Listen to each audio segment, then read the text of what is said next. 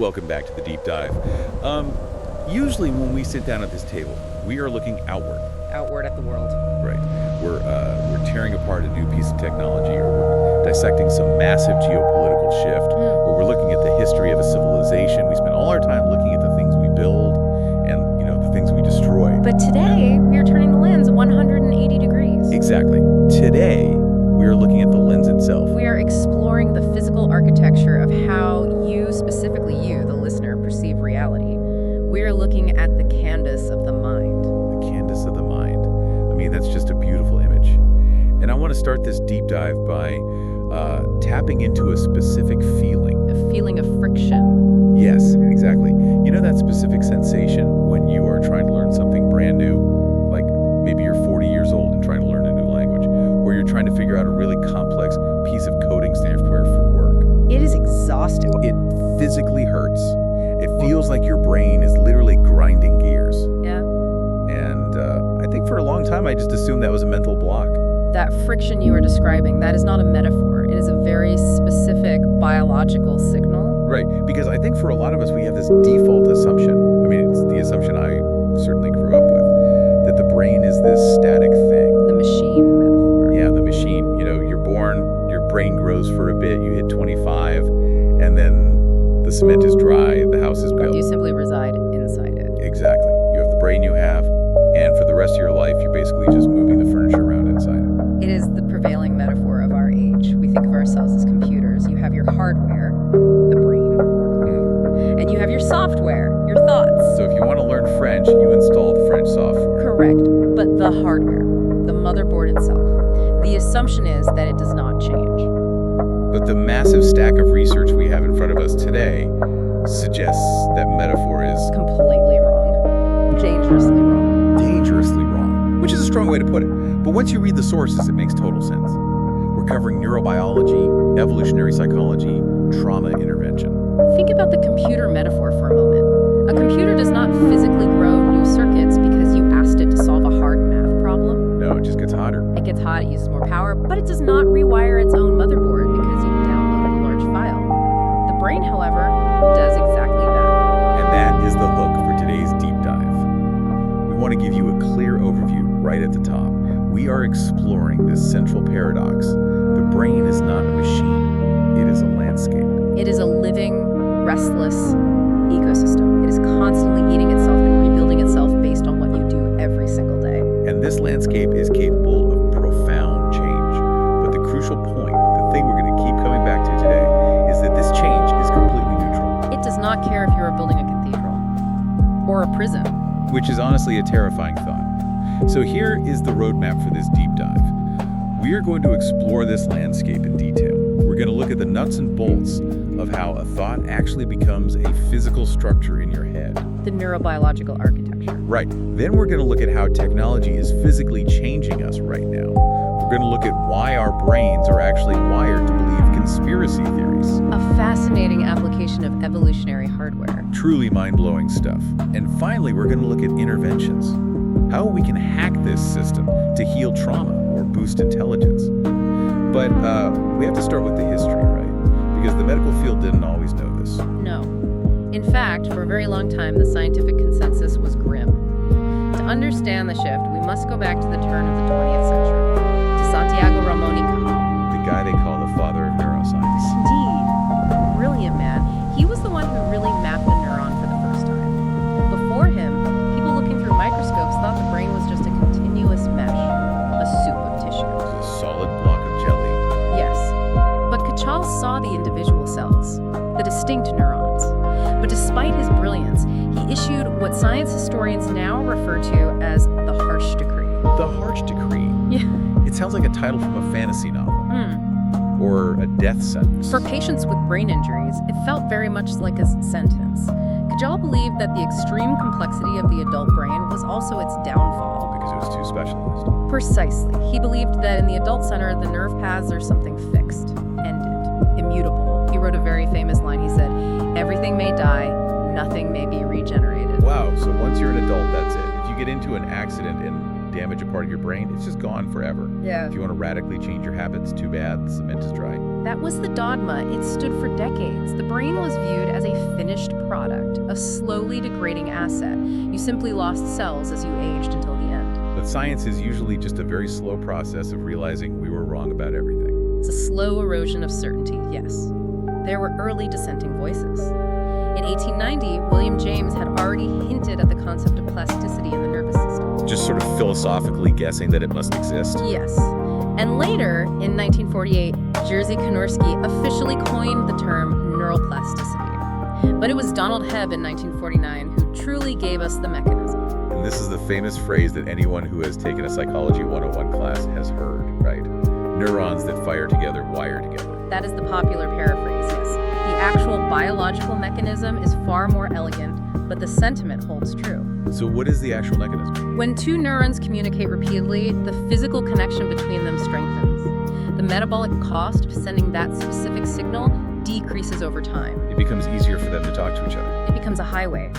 This was the first real crack in the harsh decree.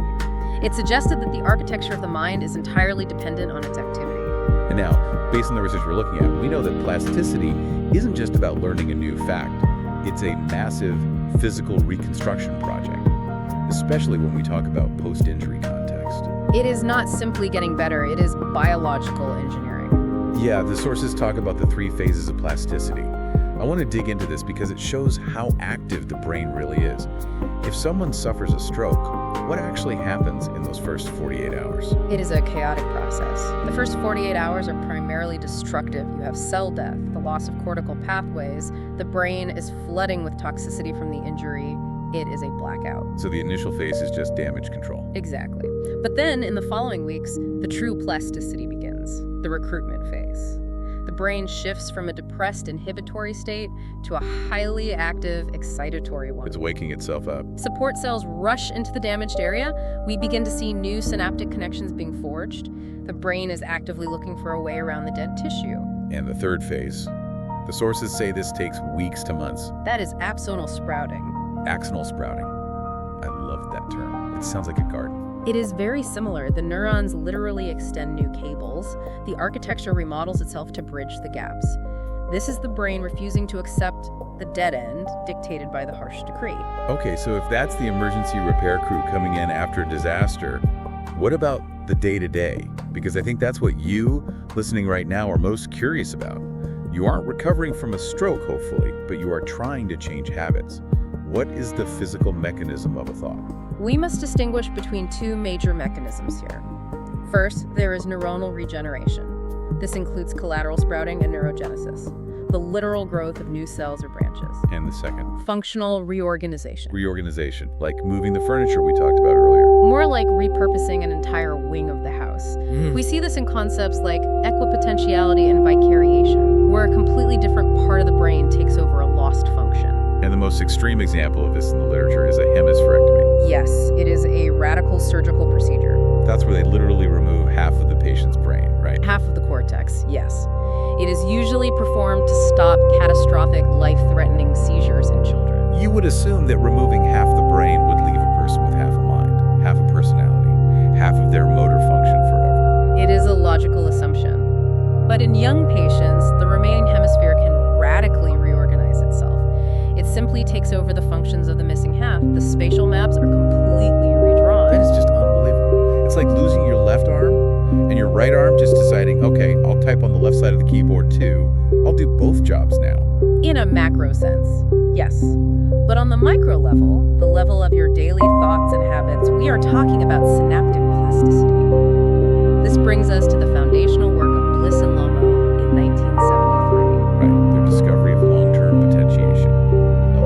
Long-term potentiation is the holy grail of memory research. Let's unpack LTP for the listener. How does it actually work? Imagine a path through a very dense forest. The first time you walk it, it is difficult. You have to push heavy branches aside. You trip over roots. You are expending massive energy. Like trying to learn the chords on a guitar for the first time. Your fingers just won't do it. Exactly. But if you walk that exact same path every single day, the path widens, the ground hardens, the branches are broken away. Eventually, you can run down that path blindfolded. Because the resistance is gone. That is LTP. Repetitive electrical stimulation lowers the threshold for future activation along that specific neural circuit. The threshold drops, the signal moves faster. And I want to make sure we emphasize this for everyone listening. This isn't just a software update. This is physical. It is entirely physical. Under an electron microscope, we can see the growth of new dendritic spines. Those are the tiny little branches on the neurons. Tiny protrusions that receive signals from other neurons. They physically swell and multiply. We see the actual remodeling of axonal pathways, the modification of synaptic receptors. And this requires fuel, right? The sources mentioned BDNF, brain-derived neurotrophic factor. BDNF is essential. I've heard neuroscientists describe BDNF as basically miracle grow for the brain. It is a very fitting analogy. BDNF acts as a molecular fertilizer. It supports the growth, differentiation, and overall resilience of neurons. So when you were learning, when you were deeply challenged by a problem, your brain is actually bathing itself in this chemical fertilizer to allow those physical structural changes to happen. Without BDNF, the path in the forest overgrows again very quickly. Okay, so let's apply this macro and micro architecture to the real world, because we have a truly fascinating study in the source stack about the internet. And I love this one because it addresses a very modern anxiety. Is the internet ruining our brain? Exactly. Every generation thinks the new technology is rotting the kids' brains. But this study suggests the internet isn't rotting the brain, it's doing something far more specific.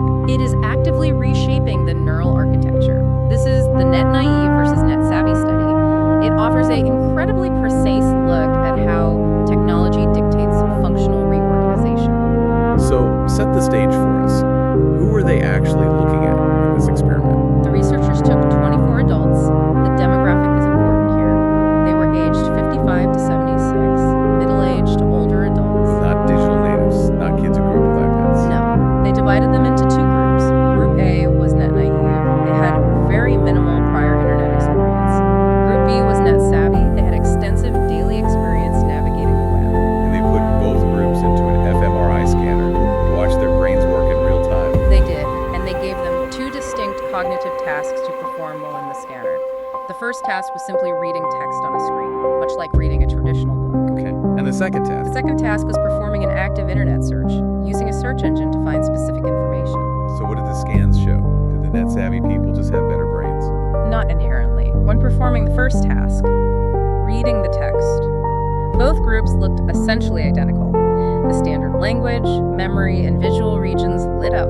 There was no significant difference. Because reading is reading, whether you use the internet or not. Precisely. But during the second task, the internet search, the divergence in brain activity was absolutely stark. Stark how? Like slightly more active. No. The net savvy subject showed a more than twofold increase in the total extent of neural activation. Twofold. Double the brain power. We measure this activation in voxels. A voxel is essentially a three-dimensional volumetric pixel of brain activity. Okay, so what are the numbers? The net naive group, the beginners, showed roughly 8,600 activated voxels during the search task. 8,500. The net savvy group, the veterans, showed 21,700 activated voxels. Whoa, so the people who are good at the internet were actually working their brains more than twice as hard. That seems counterintuitive. Usually when you're good at something, it takes less effort. They were not just working harder, they were recruiting entirely different neural networks. The net savvy group showed massive activation in the frontal lobe, the anterior temporal region, the anterior and posterior cingulate, and the hippocampus. Okay, for those of us who aren't neurobiologists, what do those regions actually do? Those are the regions responsible for complex decision-making, high-level reasoning, and working memory integration. Oh, I see. Because when you're doing an internet search, you aren't just passively reading a page. You're hunting. You are filtering vast amounts of data. You're right. You're looking at a page of search results, and your brain is constantly firing off rapid-fire decisions. Is this link spam? Is this source credible? Does this keyword match what I actually want? Where do I click next? Precisely. It is a very high-load cognitive task, much more demanding than linear reading. But here's where the study gets truly wild, in my opinion. They took that first group, the net naive people with the quiet 8,000 voxel brains. And they gave them an intervention. They sent them home and told them to practice, right? They instructed the net naive group to perform internet searches at home for just 1 week. How many hours a day? 1 hour a day. 1 hour, so maybe 5 to 7 hours total practice. A very minimal investment of time. And yet, when they brought them back into the lab after that single week, and put them back in the Our scanner, brains had fundamentally changed. they had completely changed. After just those few hours of training, the net naive group began recruiting those exact same complex decision-making networks. The frontal pole, the hippocampus. Their activation patterns had shifted to closely match the net-savvy group. In less than a week. In a matter of days, this clearly demonstrates that even very short-term engagement with a new technological tool physically alters your brain's activity patterns. It changes its structural efficiency. It's not rotting the brain. It's upgrading the hardware to deal with a brand new type of cognitive load. It is adapting to the demands of the environment. That is incredibly empowering. It means we aren't stuck. But honestly, it's also a little terrifying. It means we adapt to the tools we use almost instantly. We become the tools. We shape our tools, and thereafter our tools shape us. Okay, so that leads us to a really important question about the mechanics here. How does that adaptation actually stick? Because I can read a book today or search a website today and completely forget it tomorrow. How does the brain decide what to keep and what to throw away? This brings us to a fundamental concept in the source material, the two-stage model of memory and consolidation. The two-stage model, let's break that down. Because clearly, learning isn't just a single event. No, learning requires two highly distinct biological steps. First, there is encoding. The acquisition of the data. Yes. When you experience something new, the synaptic plasticity we discussed earlier, the long-term potentiation begins. The neural trace is initially formed in the hippocampus. So the path in the forest is walked for the first time. Exactly. But at this stage, the trace is incredibly fragile. In neurological terms, we call it labile. Lobile, meaning highly changeable, unstable. Highly unstable if you are immediately distracted, if you experience a sudden trauma, or if the cognitive system is simply overloaded with too much subsequent information.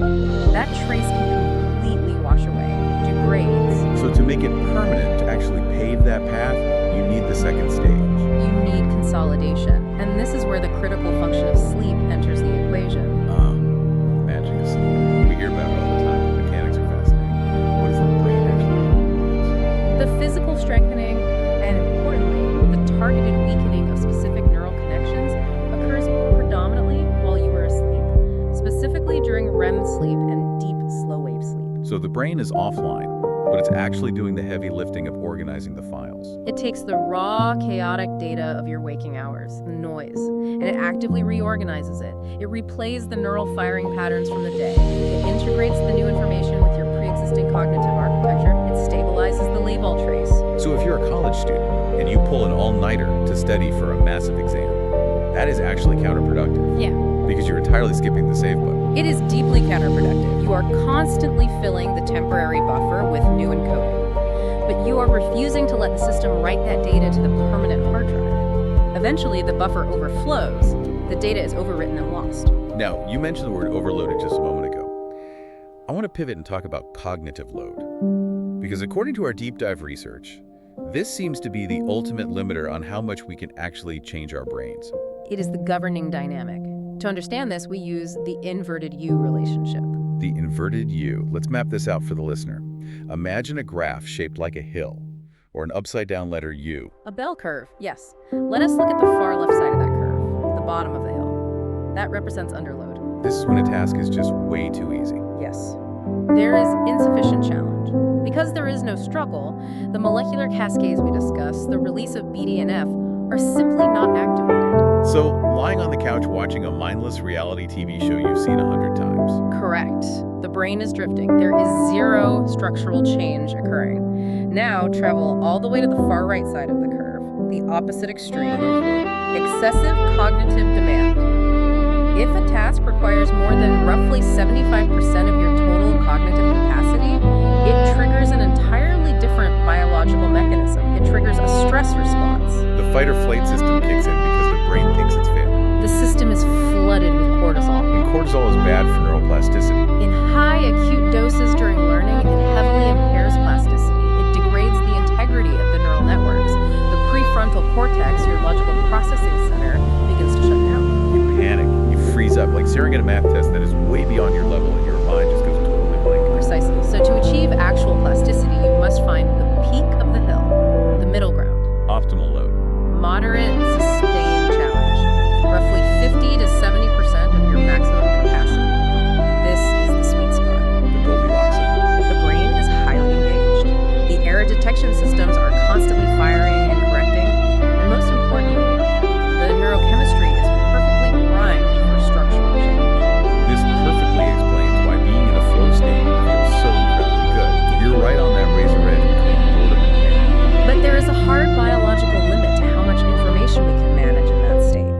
This is governed by working memory. And the sources reference a very famous psychological rule here, the 7 ± 2 rule. Formulated by George Miller. It pertains to the strict limitations of our immediate conscious attention. So how many things we can juggle in our head at one exact moment? Yes, we can hold roughly 7 individual items, give or take 2, in our working memory.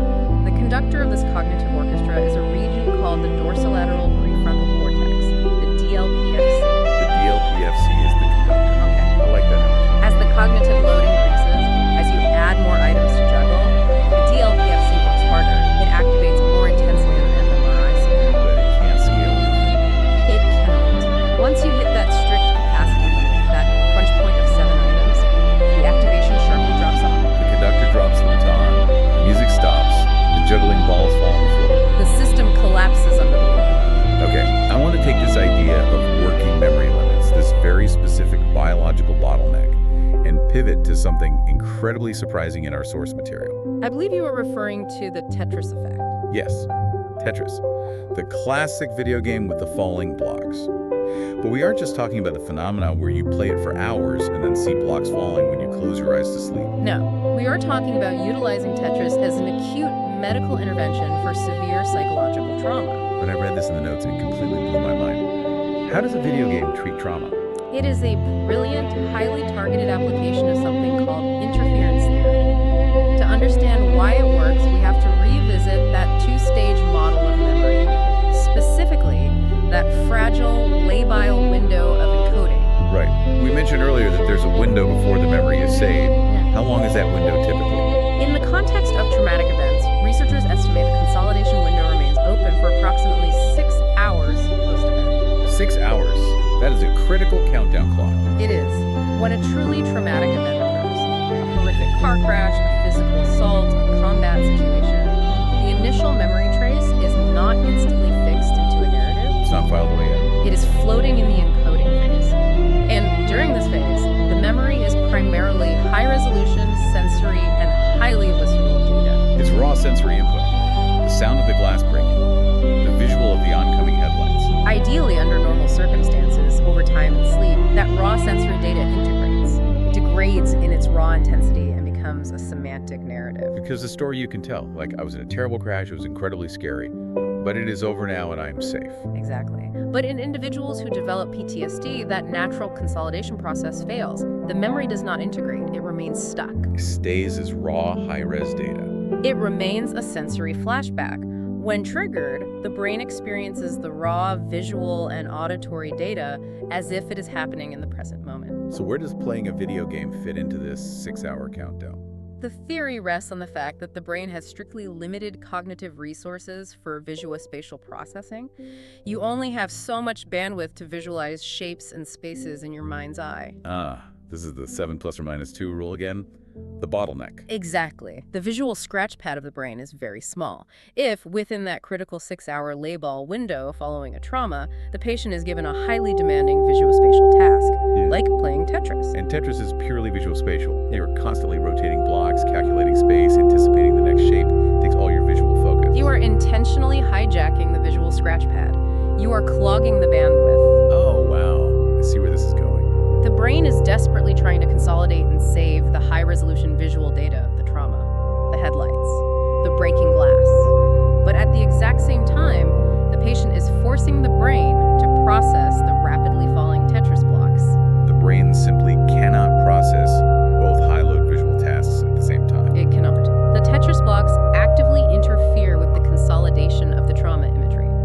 The result is that the traumatic memory is still saved to the hard drive. You do not get amnesia. Right, you still know you were in a car crash. But the memory is saved in a severely degraded visual quality. It becomes significantly less vivid, less sensory, less emotional. Because the hard drive was busy rendering Tetris blocks when it was trying to save the traumatic image. The studies supporting this are remarkable. Engaging in this specific type of task within the window significantly reduces the frequency of intrusive memories and flashbacks over the subsequent weeks. It effectively dulls the blade of the trauma before the brain has a chance to permanently sheath it. It is hacking the system by using the system's own biological limitations against it. That is just incredible. But as we established at the beginning of the episode, This neuroplasticity is completely neutral. It's a mechanism, which means we also have to talk about when this incredible adaptive nature goes terribly wrong. Because plasticity builds skills and resilience, yes, but it can also build prisons. The dark side of the coin.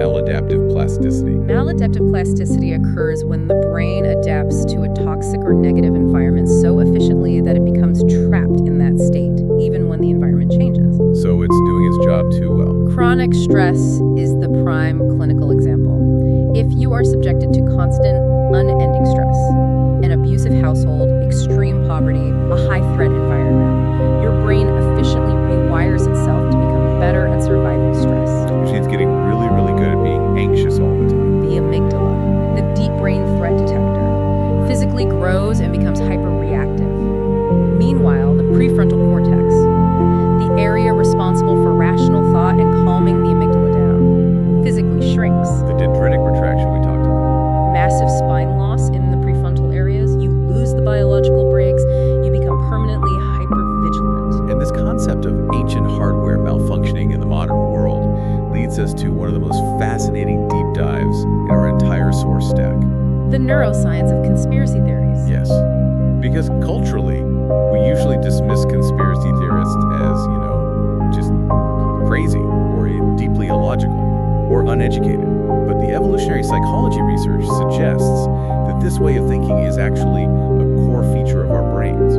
It's not a bug. It is a profound intersection of neurobiology and human evolution. To understand it, we must leave the modern world and look closely at the ancestral environment in which our brains actually evolved. Stone Age. For tens of thousands of years, what was the single greatest threat to a human being's survival? I would guess starvation. Or predators.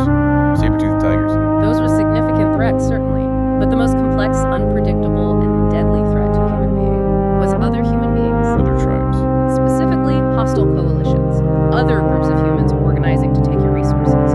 Or members of your own tribe secretly plotting against you for dominance. So actual literal conspiracies. Conspiracies were real and they were lethal.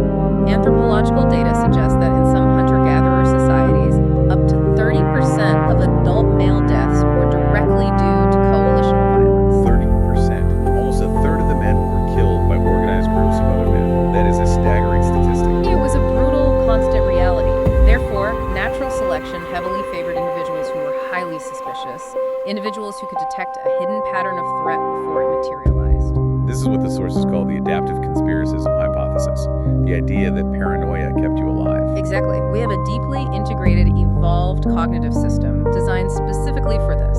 It relies on a few key mechanisms. The first is agency detection. Agency detection, meaning spotting intention behind an action. We are fundamentally wired to spot intent in our environment. If you are walking in the prehistoric forest and a branch suddenly snaps behind you, you instantly assume it is a person or a predator. You assume agency. You do not assume it was just the wind. Because the cost of being wrong is asymmetrical. If you assume it's the wind and it's actually a tiger, you are dead. You're removed from the gene pool. If you assume it's a tiger and it's just the wind, you're just a little jumpy and embarrassed. That concept is known as error management theory. We have evolved to readily accept false positives in order to completely avoid false negatives. It is always better to be paranoid and alive than trusting and dead. Better to mistake a stick for a snake than a snake for a stick. Precisely. So we have hyperactive agency detection. What is the next mechanism? Coalition detection. Yes, we automatically and unconsciously categorize the social world into us versus them. We obsessively monitor alliances within our group. Who is whispering to whom by the fire? Who is suddenly sharing extra food with who? We track these invisible networks of loyalty and betrayal constantly. And the final piece of the puzzle is pattern perception. The brain's drive to connect the dots, even when they are random. Connect these three evolved mechanisms. I see a pattern of events. I assume those events were done on purpose by someone with agency. And I assume a hidden coalition of people is coordinating it. That is the exact definition of a conspiracy theory. It is. Let's look at a modern example. Someone believing that the FDA is actively suppressing a known cure for cancer because of secret payouts from Big Pharma. Pattern, intent, coalition. It fits the evolutionary law perfectly. In the Stone Age, that exact same mental algorithm neighboring tribe gathering rocks, assuming intent to raid that, saved your life. It was highly adaptive. But in the modern age, it is a severe mismatch. We we are applying Stone Age software to the staggering complexity of the internet and global geopolitics. We see patterns where there's only statistical randomness. Yeah. We see malicious agency where there's actually just standard bureaucratic incompetence. And the coalition detection aspect explains the profound polarization we see in Right. Because if you truly believe the other side is not just ideologically wrong, but an actual hostile coalition actively plotting your destruction, you are no longer engaging in a democratic process. You're engaging in ancient existential warfare. The brain activates its deepest survival protocols. There's a really interesting brief mention of the famous Milgram experiment in this section of the notes, too. How does shocking people in a lab fit into this conspiracy framework? The Milgram shock experiment primarily illustrates our deep-seated, deeply evolved response to hierarchy and authority, but it fundamentally highlights the coalitional aspect of human nature. Because the participant feels they're in a pact with the scientist. The participant enters a system, they adopt a role. Conspiracy theories almost always revolve around these hidden pacts. The idea that powerful figures in lab coats or suits are pulling the strings from behind a curtain. The human brain is primed to believe that powerful hierarchies operate in secret. It's honestly terrifying how easily we slip into those paranoid roles. Because the hardware demands it. So let's summarize where we are. We have a brain that physically wires itself based on the input it receives. We have ancient, glitchy software that makes us prone to severe paranoia. We have chronic stress that can literally shrink our rational control centers. It sounds bleak when presented sequentially. It sounds incredibly bleak. Are we just tracked by our biology? It is not bleak, it is purely mechanical. And because it is mechanical, because it is a physical system, it can be actively adjusted. This brings us to the final section of our deep dive. Interventions. How do we intentionally hack the plastic brain? Let's start with the stuff that sounds like straight-up science fiction. Electrical interventions, specifically TDCS. Transcranial direct current stimulation. It sounds incredibly aggressive, like electroshock therapy from the 1950s. It sounds aggressive, but it is actually quite subtle. It is a non-invasive procedure. It involves applying very weak, localized electrical currents to the scalp. The goal is to modulate neuronal excitability. So you're not blasting the brain with power. You're just nudging the voltage. You are priming the biological pump. We talked extensively about long-term potentiation, LTP. Paving the path in the forest. Exactly. TDCS can artificially mimic or heavily enhance this natural process. By applying the current, you artificially lower the resting threshold required for the targeted neurons to fire. Okay, wait. So if I am sitting at my desk trying to learn advanced French grammar, and I am wearing a TDCS device on my head, does it just download the French dictionary into my cortex like Matrix? Sadly, no. It does not implant knowledge. But it makes the structural road construction significantly easier. If you are actively training and struggling while under targeted stimulation, the new synaptic connections form faster and stronger. But the research notes here highlight a very specific caveat. It doesn't just work all the time. It is highly dependent on the state of the brain during stimulation. We call it a load-dependent effect. Load-dependent. Going back to the cognitive flow we discussed. Yes.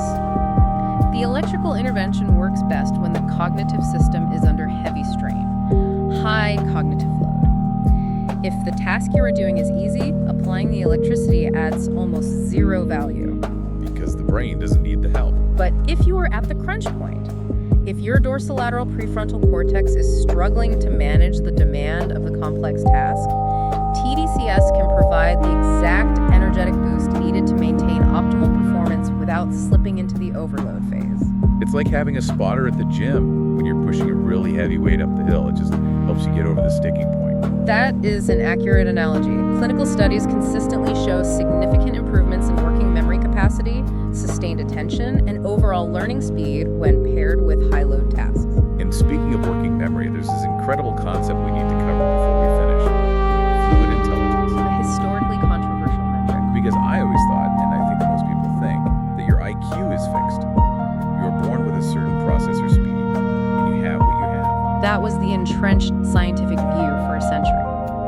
We knew that crystallized intelligence, your accumulation of facts, vocabulary, historical dates, grows over a lifetime. The files on the hard drive get bigger. Yes. But fluid intelligence, the raw ability to reason in novel situations, to solve completely new problems, to spot complex abstract patterns, that was thought to be entirely immutable, hardwired at birth. But the research on something called the N-back task completely challenges that, right? It shatters it. The N-back task is a devilishly difficult cognitive training exercise. How does it work? You are presented with a continuous sequence of stimuli, visual or auditory, and you have to constantly indicate if the current item matches the item presented n steps back in the sequence. So if it's a 2-back task, I have to remember the shape from 2 screens ago while looking at the current screen. Yes, and then a 3-back task. Yeah. Or a 4-back task. It forces you to continuously hold, update, and purge the contents of your working memory under severe time pressure. Honestly, it sounds completely exhausting just describing it. It is cognitively punishing. But the landmark study, specifically by Suzanne Jaggi and her colleagues, found something revolutionary. They found that intensive training on this highly specific working memory task actually transfers. Transfers meaning they didn't just get really good at playing the N-back game. Exactly. They got better at completely unrelated tests of abstract reasoning. Their actual measured fluid intelligence scores increased significantly. So by aggressively training the very limited visual scratch pad of the brain, they actually upgraded the fundamental processor speed of the entire machine. That is the profound implication. And critically, it was highly dose dependent. The more they trained, the smarter they got. The more hours they spent in that zone of high cognitive friction, the larger the measured gain in fluid intelligence.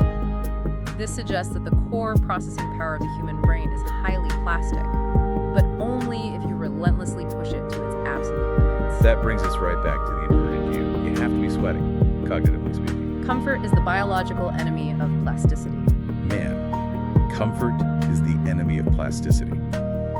That is a bumper sticker right there. I want to put that on my mirror. It is the biological truth. Before we wrap up this deep dive, I want to touch on a really important debate in the clinical field right now.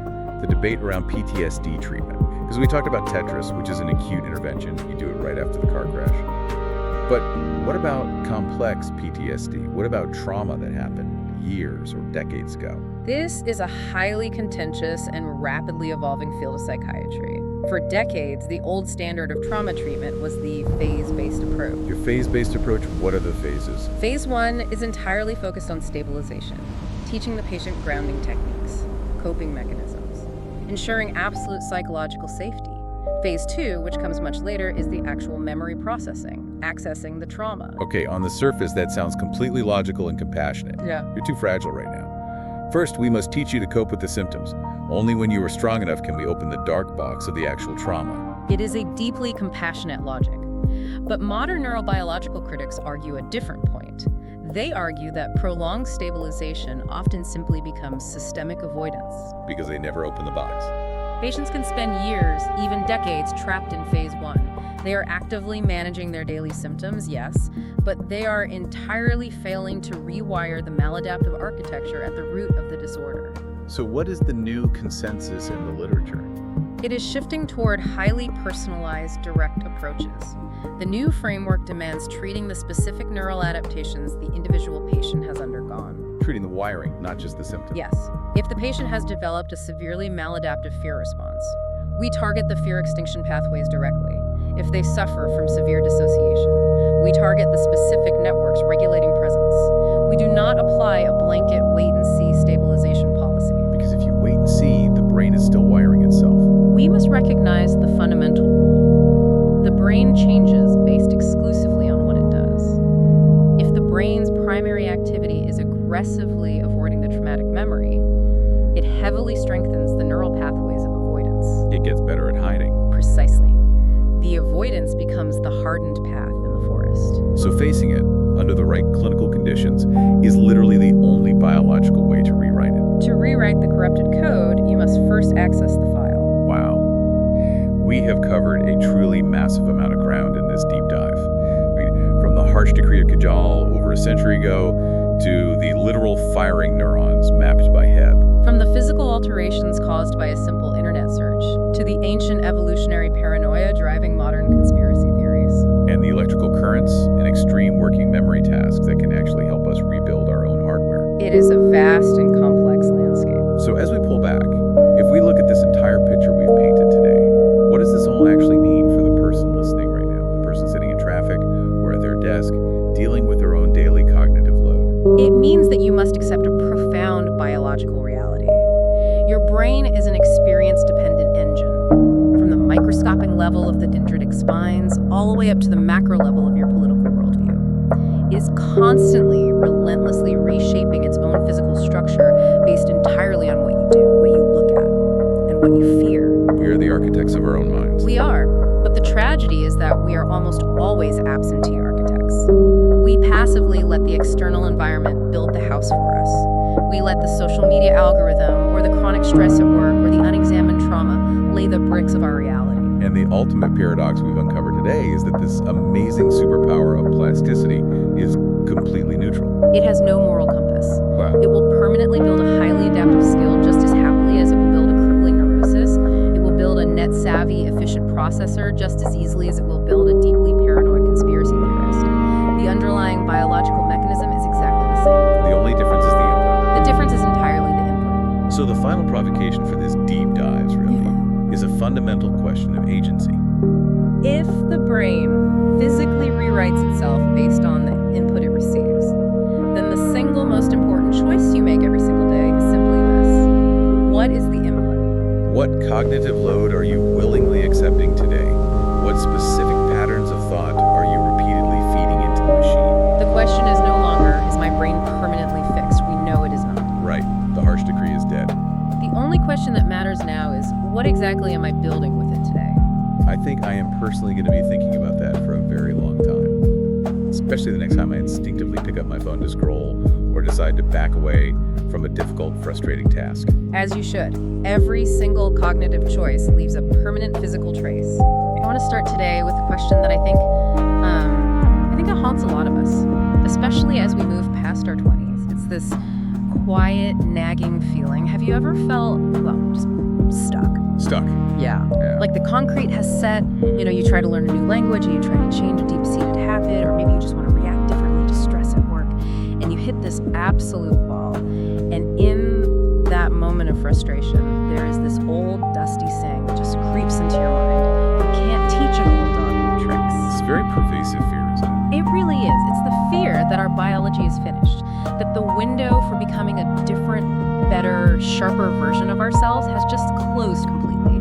We sort of assume that childhood is for learning and adulthood is for, surviving. Managing the decline, essentially. Exactly. Yeah. Managing the decline, just holding on to what you have. But the reason we are here today, the reason we have this massive stack of research on the desk is because that saying isn't just a little bit pessimistic, it is scientifically, categorically wrong. It is fundamentally incorrect. And we aren't just talking about, feeling young or having a positive mindset.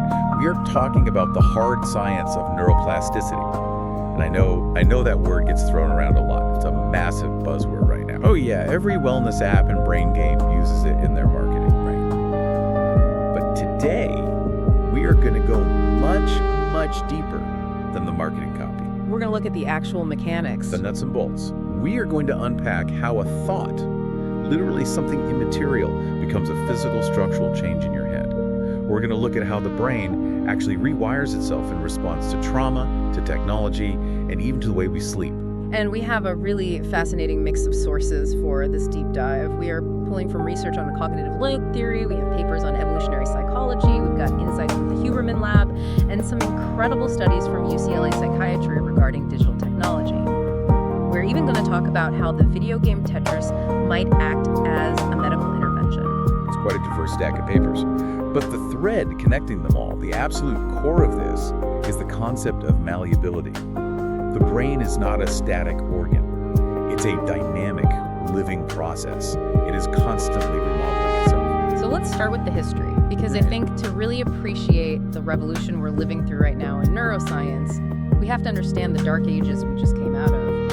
For a long time, the scientific consensus on the adult brain was incredibly bleak, wasn't it? Bleak is the perfect word for it. Yeah. If we go back to the early 20th century, we have to talk about a man named Santiago Ramon y Cajal. Now, in the world of neuroscience, he is an absolute titan. He is essentially the father of modern neuroscience. A Nobel laureate, right? Yes, a Nobel laureate. Yeah. His drawings of neurons are so accurate and, frankly, so beautiful that they are still used in medical textbooks today.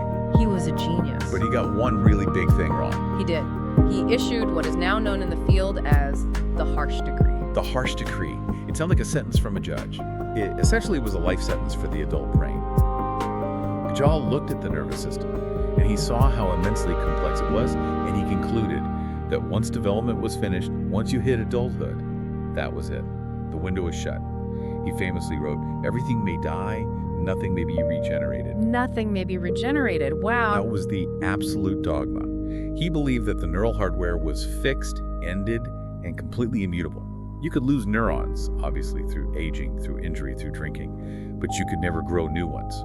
And you certainly couldn't fundamentally rewire the system. You were just playing a long game of diminishing returns. And because he was such a giant in the field, did people just accept that? For decades. Yeah. It completely stifled research.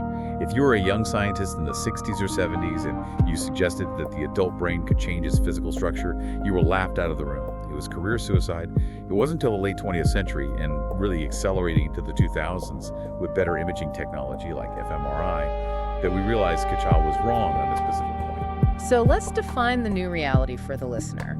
What do we actually mean when we say neuroplasticity? Because I think people confuse it with just changing your mind about a topic or memorizing a new fact. It is much more physical than that. Neuroplasticity is formally defined as the nervous system's ability to change its activity and reorganize its structure, function, or connections. And this happens in response to stimuli. Stimuli. Now, that can be anything, right? Literally anything. The research distinguishes between intrinsic and extrinsic stimuli.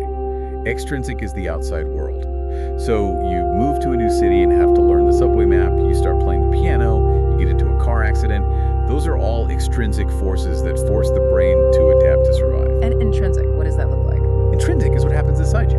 A stroke is an intrinsic event. Yeah. But, and this is the wild part, so it's a thought pattern. Wait, just a thought. Just a thought. If you spend 3 hours a day ruminating on a specific anxiety, or if you spend 20 minutes a day deliberately visualizing a goal, you are generating intrinsic signals that physically alter the terrain of your brain. That is a very heavy concept. The idea that a thought alone is a biological builder. It is. It shifts the burden of responsibility, doesn't it? And to understand how that building actually happens, we have to look at the two main types of plasticity our sources highlight.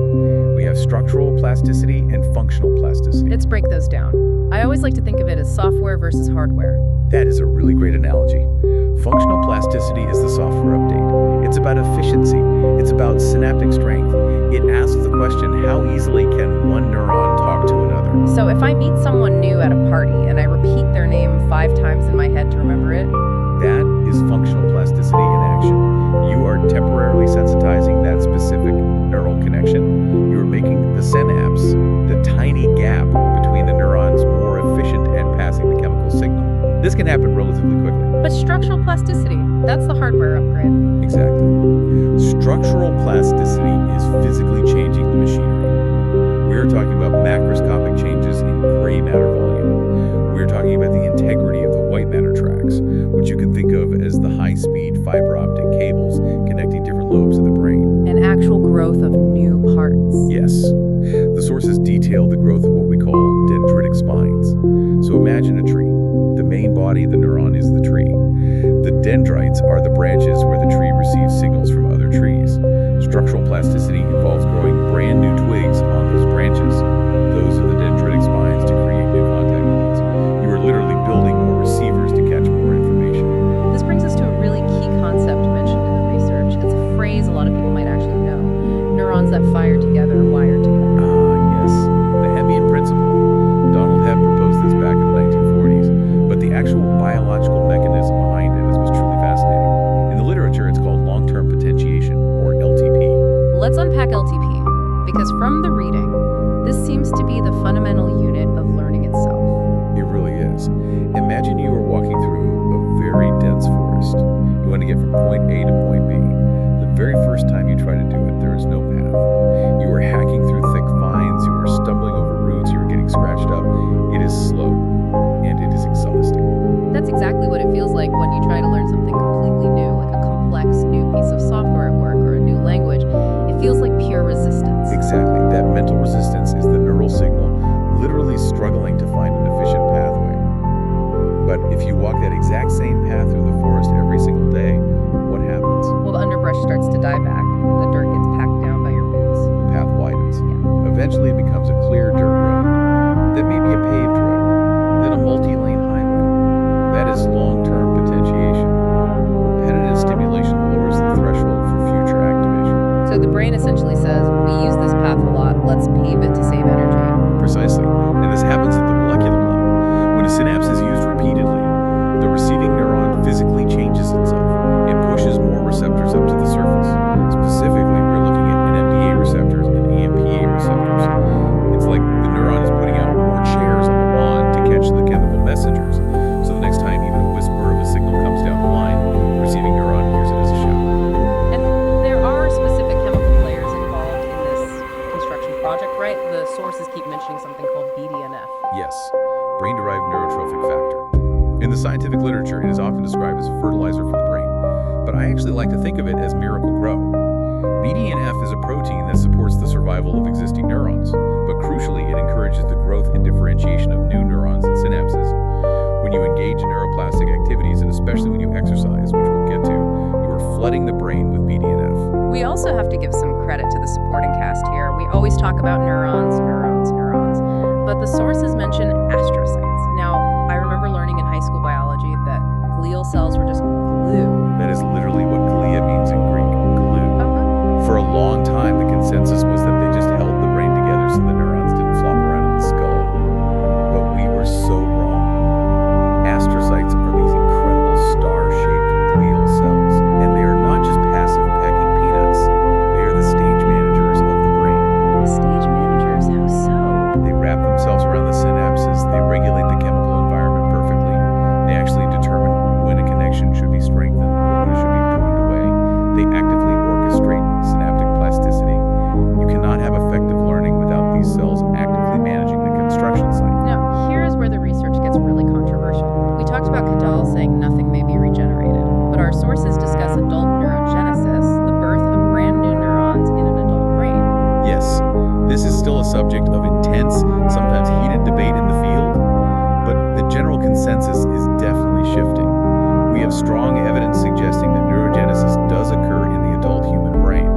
But, and this is a big but, it isn't happening everywhere. You aren't growing a whole new frontal lobe when you learn math. So where is it actually happening? It appears to be localized primarily in two very specific areas, the olfactory bulb, which handles our sense of smell, and the hippocampus. The hippocampus, a memory center. Right. And the hippocampus is also deeply crucial for mood regulation and emotional context. Why is it so debated, though? Why can't scientists just look under a microscope and count the new cells? Because in a living human brain, it is incredibly difficult to distinguish a brand new neuron from a very old, immature neuron that has just been sitting there dormant since childhood.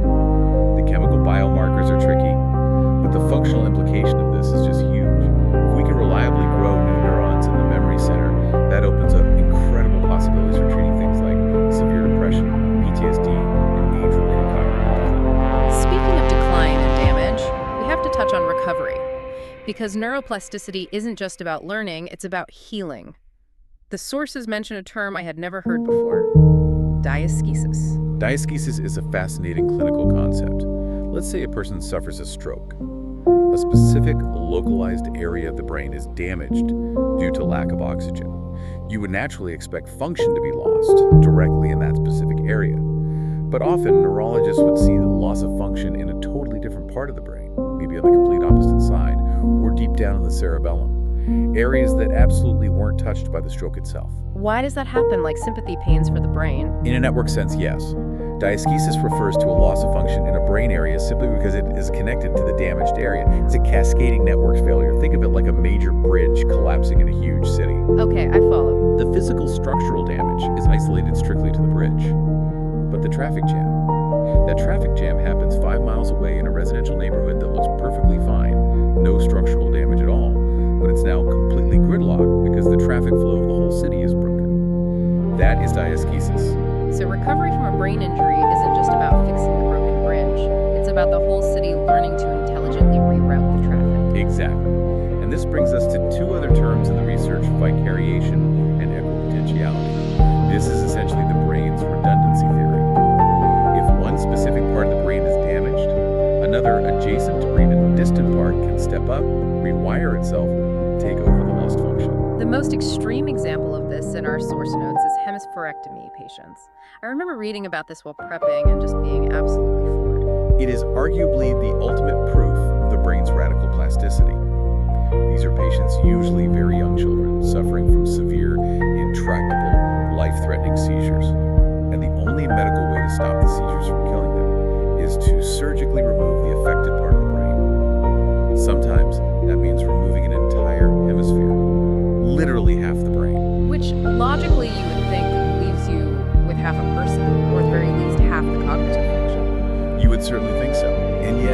Many of these patients go on to live remarkably normal lives. They walk, they talk slowly, they go to normal schools. The remaining single hemisphere completely reorganizes itself. It stretches and adapts, and somehow crowds the vital functions of the missing half into the remaining real estate. It's like the brain just says, well, we have less office space, but we still have a job to do. Everybody double up. That's exactly what it does. It creates a much denser map. It shows that functions aren't necessarily glued to one specific anatomical spot forever. If the biological need is great enough, the brain will absolutely find a way to move the furniture around. So we have thoroughly established the what and the how of the hardware. But let's bring this down to the day-to-day reality. Most of the people listening right now aren't recovering from a hemispherectomy. They are trying to learn a new professional skill, or be more productive, or just understand their own habits better. How do we actually learn on a daily basis? The sources outline a two-stage model of memory that I found extremely practical. This is crucial for anyone trying to master a skill. I think most people have a fundamental misconception about when learning actually happens. We tend to think learning happens when we are sitting in the classroom or actively practicing the guitar or reading the textbook. We think the input phase is the learning phase. Right, but neurobiologically, that is only stage one. The sources formally call this encoding. And stage one only happens when we are awake. Yes. Encoding requires conscious focus. It requires alertness. This is where you are actively exposing your brain to the new stimulus. You are marking the specific neural networks that need to change. You are essentially putting a chemical sticky note on those synapses saying, hey, this sequence is important, remember this. But the actual physical change doesn't fully happen in that moment. No, the save button is hit during stage two. Stage two is consolidation, and this happens almost exclusively during sleep. We need to really drill down on this because I think we live in a hustle culture that treats sleep as completely optional, but biologically for learning, it's mandatory. It is totally non-negotiable. The mechanism here relies on what researchers call the hippocampal neocortical dialogue. That sounds like a very high-level diplomatic summit. It is essentially a massive data transfer protocol. Imagine your hippocampus, that core memory center we talked about earlier, is a USB thumb drive. It's fast, it's handy for quick access, but it has a very limited storage capacity. During your waking hours, as you are learning and experiencing things, you are filling up that USB stick. It's just a temporary holding bay. Exactly. And if you don't clear it out, you physically cannot learn anything new the next day. You just overwrite the data. During sleep, specifically during deep slow-wave sleep and REM sleep, the hippocampus essentially tops the neocortex. The neocortex is the big, wrinkly outer layer of the brain. That is your main hard drive. That is your permanent long-term storage. So sleep is the actual file transfer. It moves the information from the temporary thumb drive to the permanent hard drive. It replays the specific neural firing patterns from the day at incredibly high speeds. It stabilizes and thickens those neural pathways. So let's say I study for 10 hours straight and then pull an all-nighter for an exam. You are actively sabotaging yourself. You did all the painful work of encoding, but you completely skipped consolidation. You effectively delete a huge portion of what you just worked so hard to learn. You might, through sheer working memory, hold on to it for the test the next morning, but a week later, it is completely gone. It never got written to the hard drive. This connects directly to the concept of cognitive load. We have this great source paper on neuroplasticity-informed learning that talks about finding the sweet spot. This is the Goldilocks principle of the human brain. To trigger neuroplasticity, to actually get that acetylcholine and dopamine flowing, you need to be operating at a very specific level of difficulty. We call this the inverted U curve. Let's look at the extreme ends of that curve first. What happens if the task is just too easy? Underload. You are bored. If you are practicing a piano piece you already know perfectly, you aren't learning anything new. You are just executing a known motor program. There is absolutely no chemical trigger for the brain to adapt because the current existing circuits work perfectly fine for the demand. And on the flip side, if it's too hard, Overload. If the cognitive demand exceeds about 75 or 80% of your processing capacity, you hit a brutal wall. Your brain releases excessive amounts of cortisol, yes, but not the good alerting kind of stress. This is the kind of toxic stress that actively desynchronizes neural networks. You feel completely overwhelmed, you shut down, you literally can't process the information because the physiological noise is just too loud. so where exactly is the magic zone, the sweet spot? The research suggests an optimal cognitive load is somewhere around 40% to 60%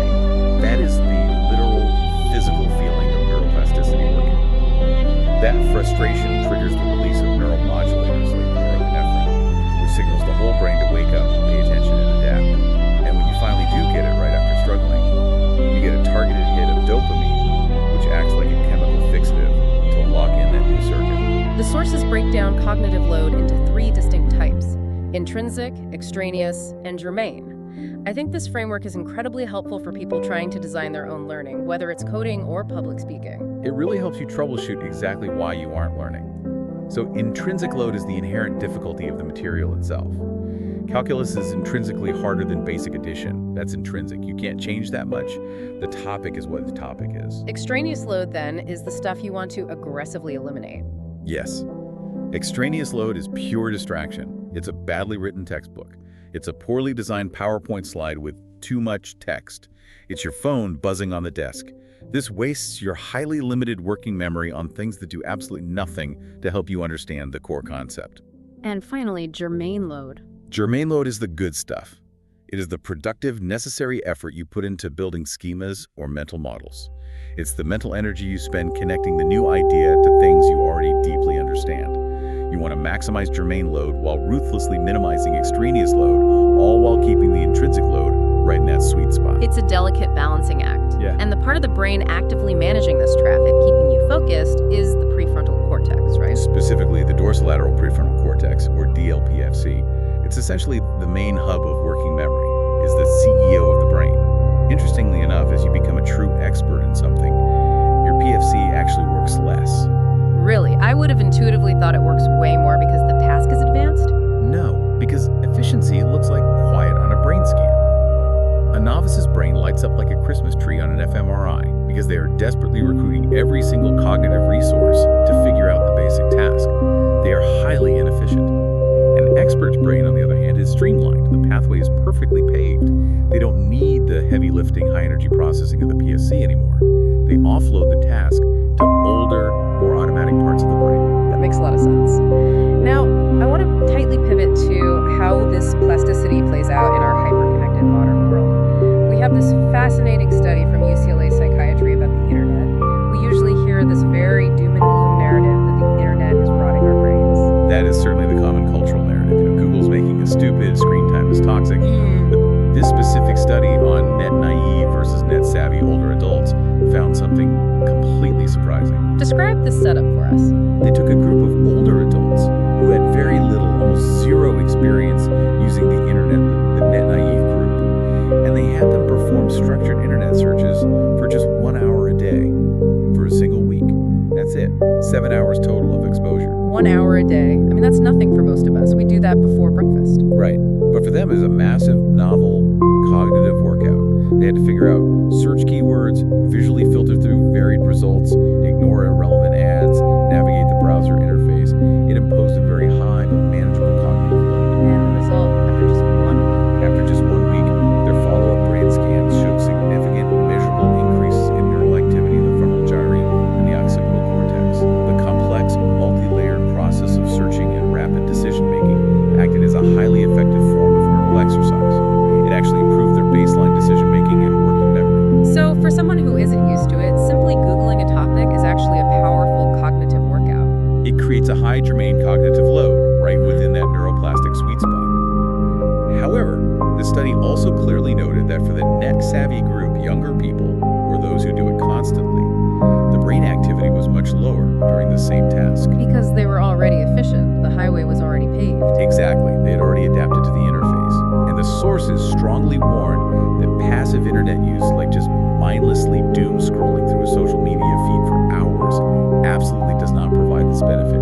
It is the active searching, evaluating, and decision-making that drives the plasticity. There was another study in the stack on video games, specifically a custom one called NeuroRacer. Yes, this was a video game designed entirely for research purposes by cognitive scientists at UCSF. They had seniors, people in their 60s, 70s, and 80s drive a virtual car down a winding digital road. Sounds simple enough. But while keeping the car on the road, they had to rapidly respond to specific shapes and signs that popped up randomly on the screen.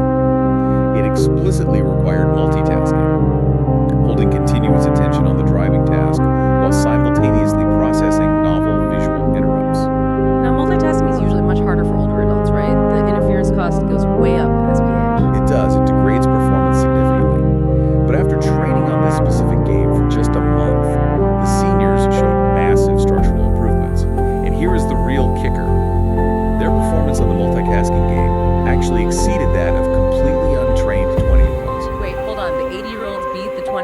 They did. They completely reversed the expected age-related decline in that specific cognitive skill.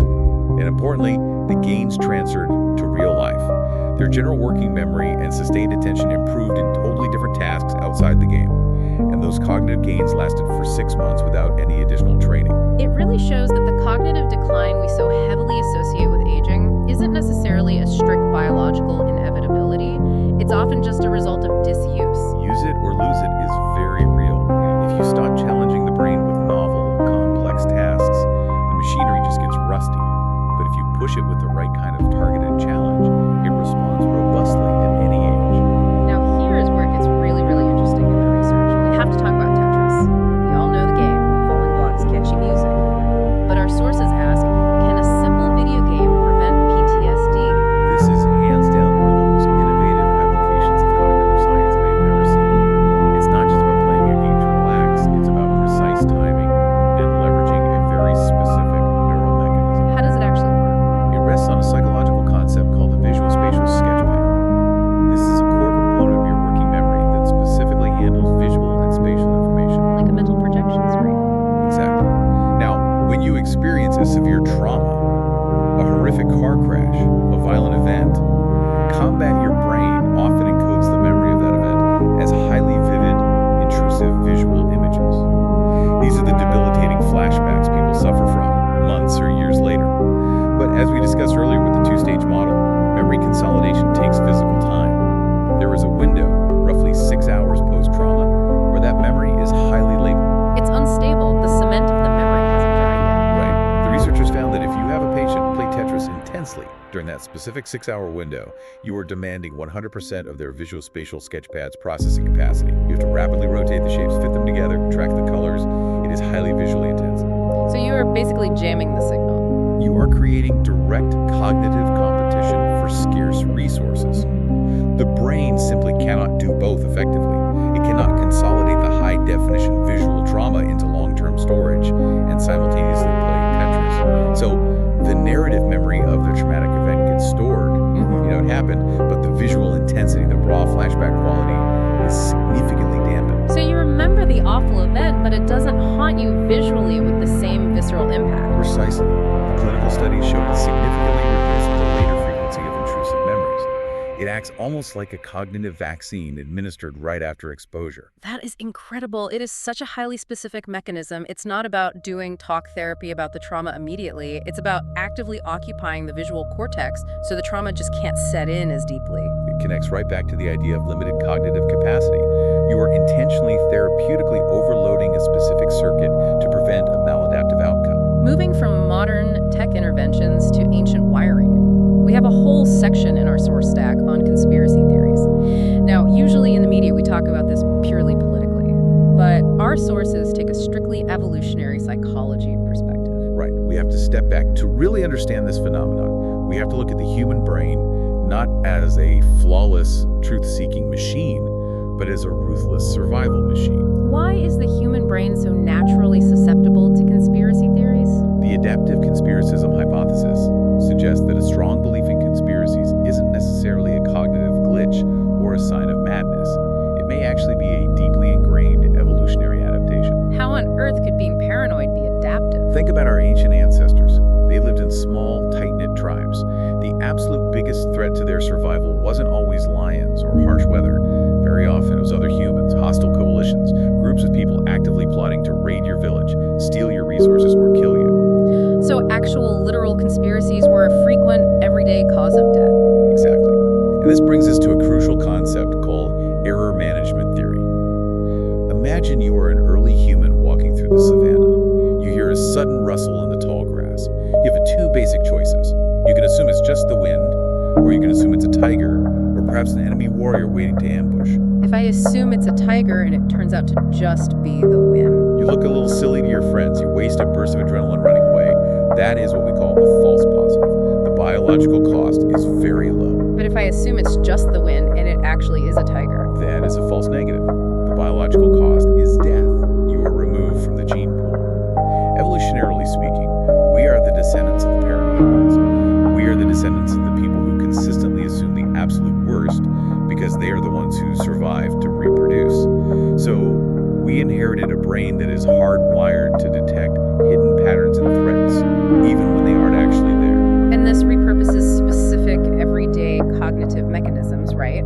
Yes, we have this strong drive for pattern perception. We're deeply wired to connect dots.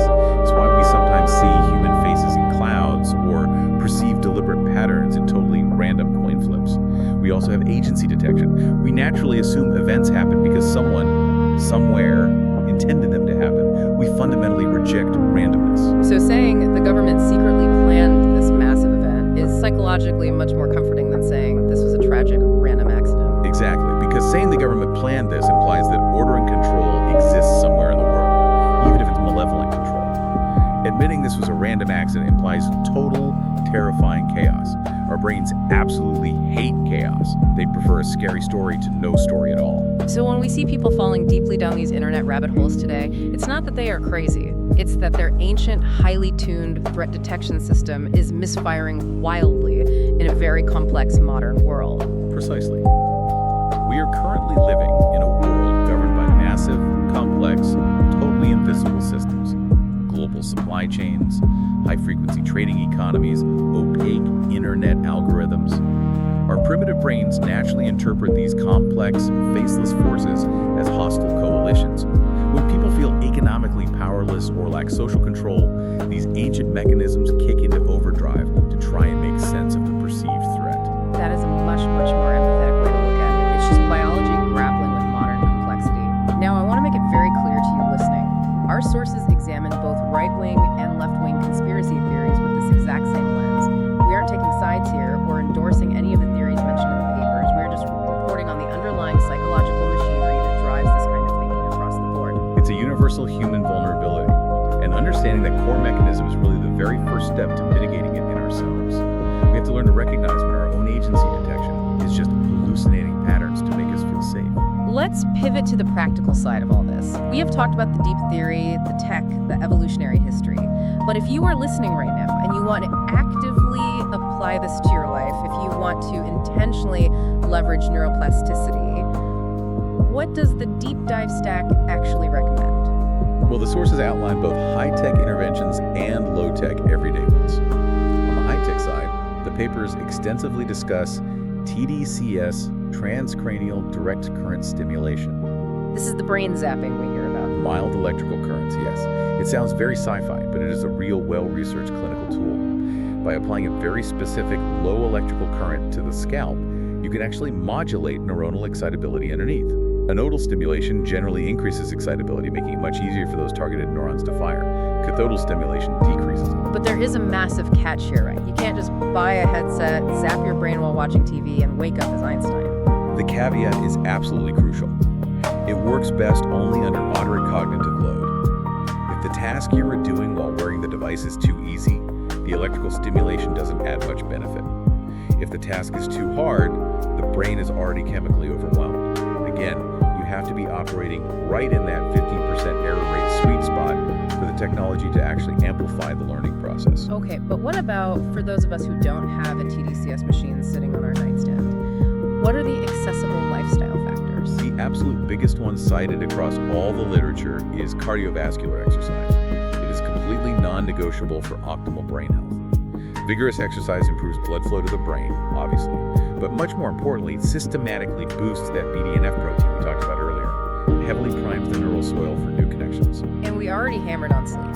We really cannot overstate sleep. It is the final save button. If you are learning a demanding new skill, say, a complex motor skill or new coding language, and you do not get quality slow wave and REM sleep that night, you lose a very significant portion of that hard-earned progress. The two-stage model absolutely demands that second consolidation stage.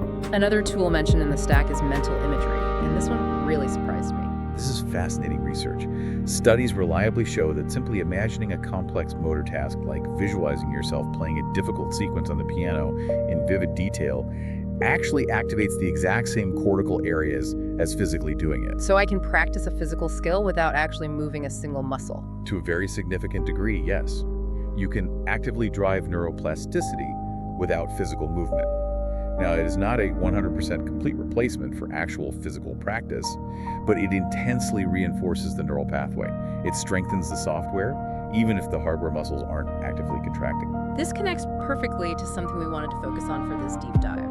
A very practical application that a lot of people struggle with, but maybe don't realize they can change: voice style and speaking confidence. Yes, this is a truly perfect example to tie all these neuroplastic concepts together.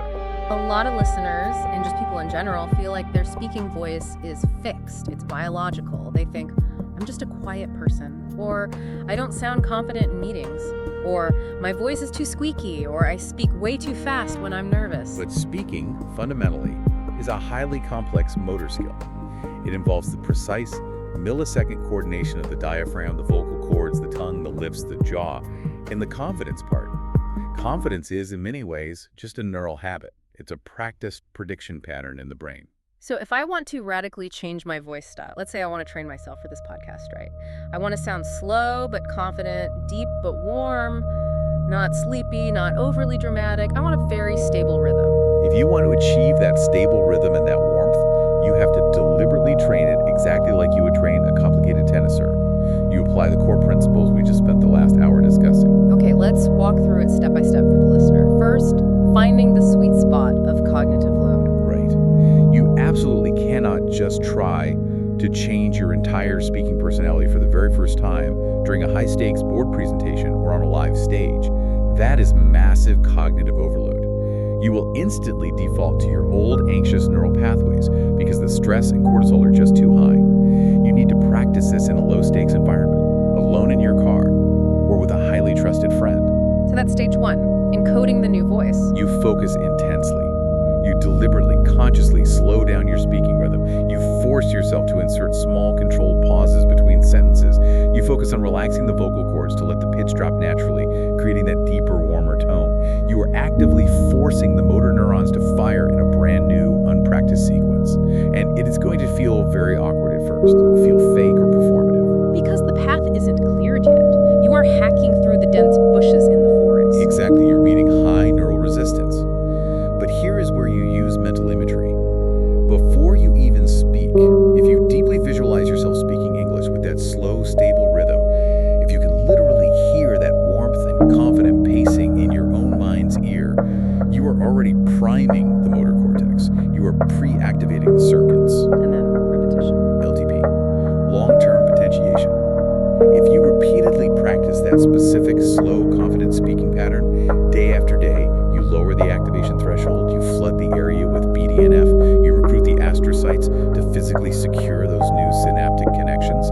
Eventually, over weeks and months, that warm, confident voice literally becomes the path of least resistance. It becomes the paved highway. So eventually, you don't even have to try to sound confident. You just natively sound that way. The self-confidence becomes biologically baked in. That is the profound beauty of this science. It proves that who you are, how you sound, how you reacted, is all a work in progress.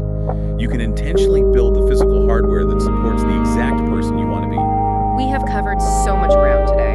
From the very harsh, pessimistic decree of Cashal to the modern reality of growing new neurons in the hippocampus. From using internet searches as daily brain exercise to understanding the ancient evolutionary roots of our own paranoia. And finally, to the empowering idea that we can literally sculpt our own voices, our rhythm, and our confidence through deliberate practice. It really paints a breathtaking picture of the human brain as a relentlessly dynamic system. It is constantly, endlessly remodeling itself based on what you do, what you feel, what you think, and how you rest.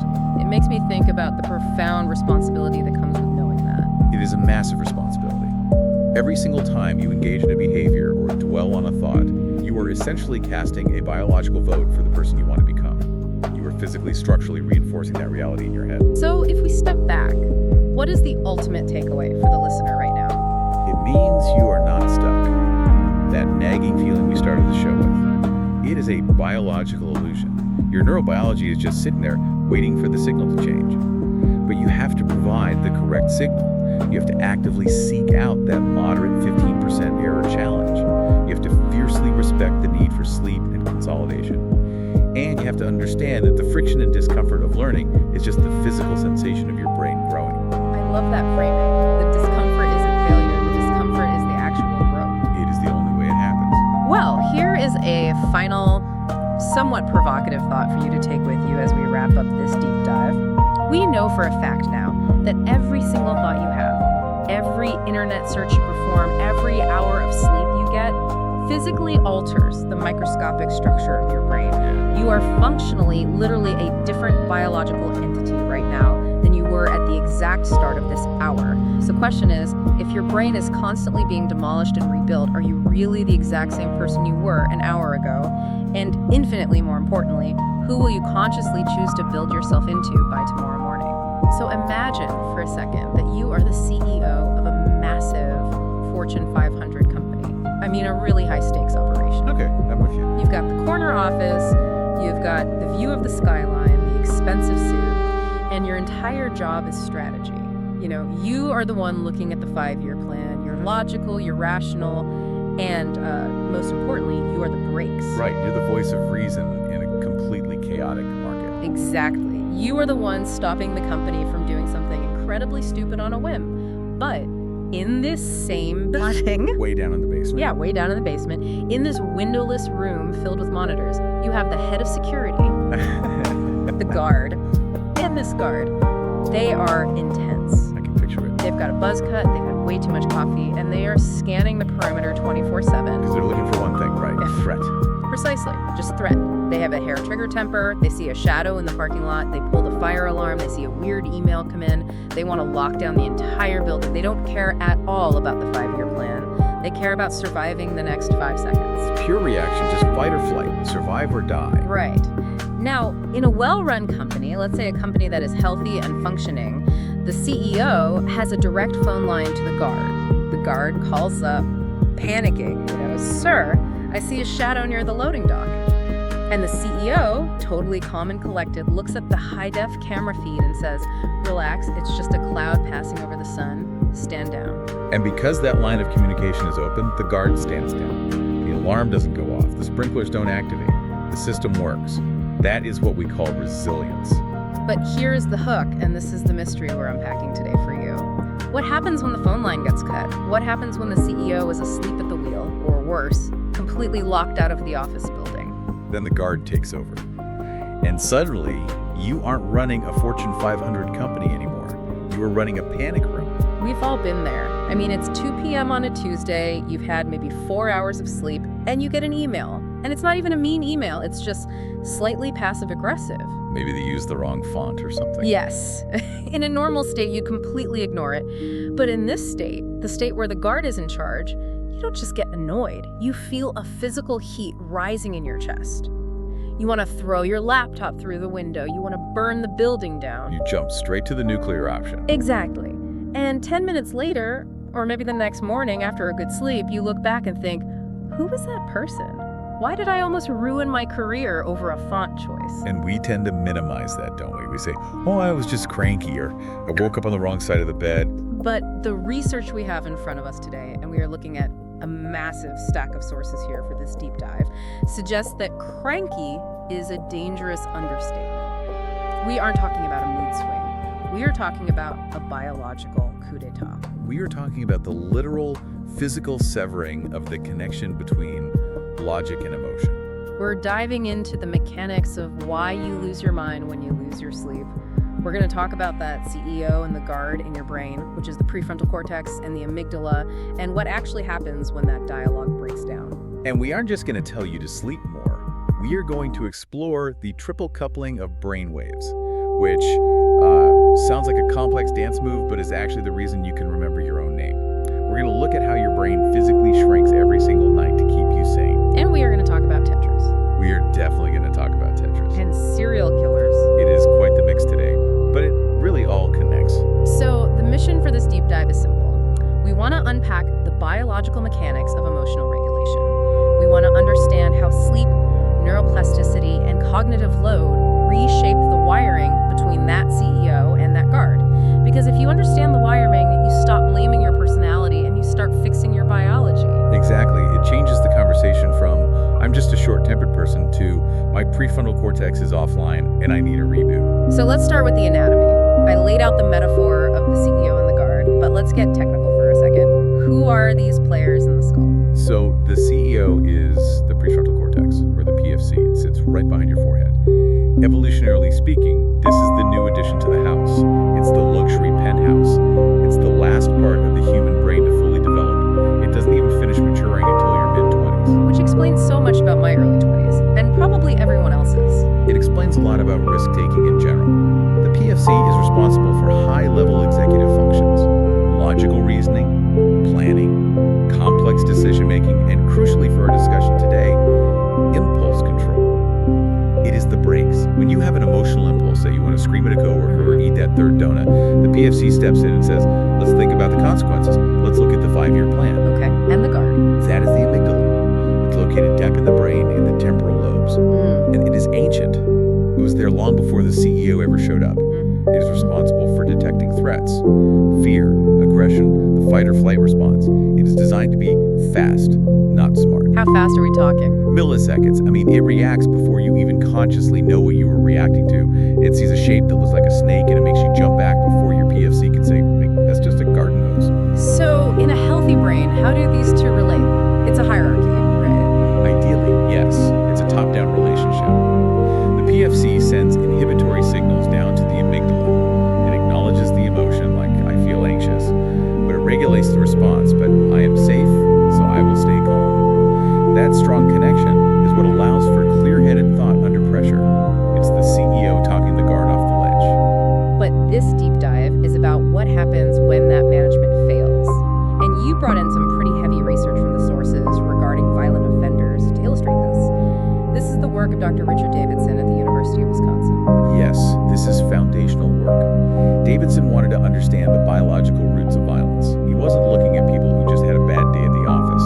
He compared the brain scans of over 500 people, including those with histories of severe violence, aggression, and antisocial disorders. We are talking about people convicted of murder. But what did the scans show? Was it just that they had angry brains? It was much more specific than that.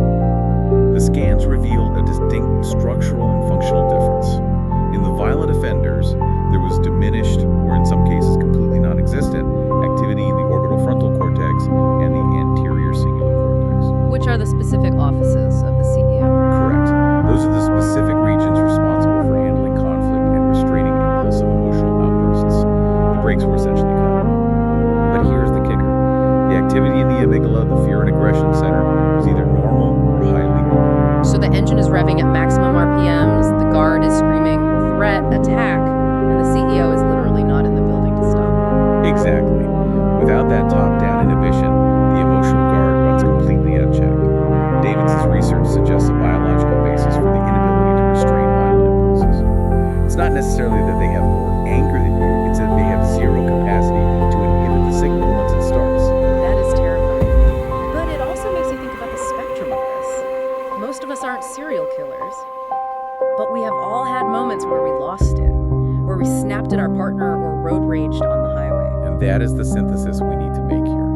What we see in those brain scans is the extreme pathological version of what happens to us on a micro scale when we are stressed, or more specifically, when we are sleep deprived. When we are exhausted, we effectively create a temporary lesion in our own prefrontal cortex. We functionally mimic that exact disconnect. So a bad night's sleep basically turns me into a micro version of a psychopath. In terms of emotional regulation, arguably yes.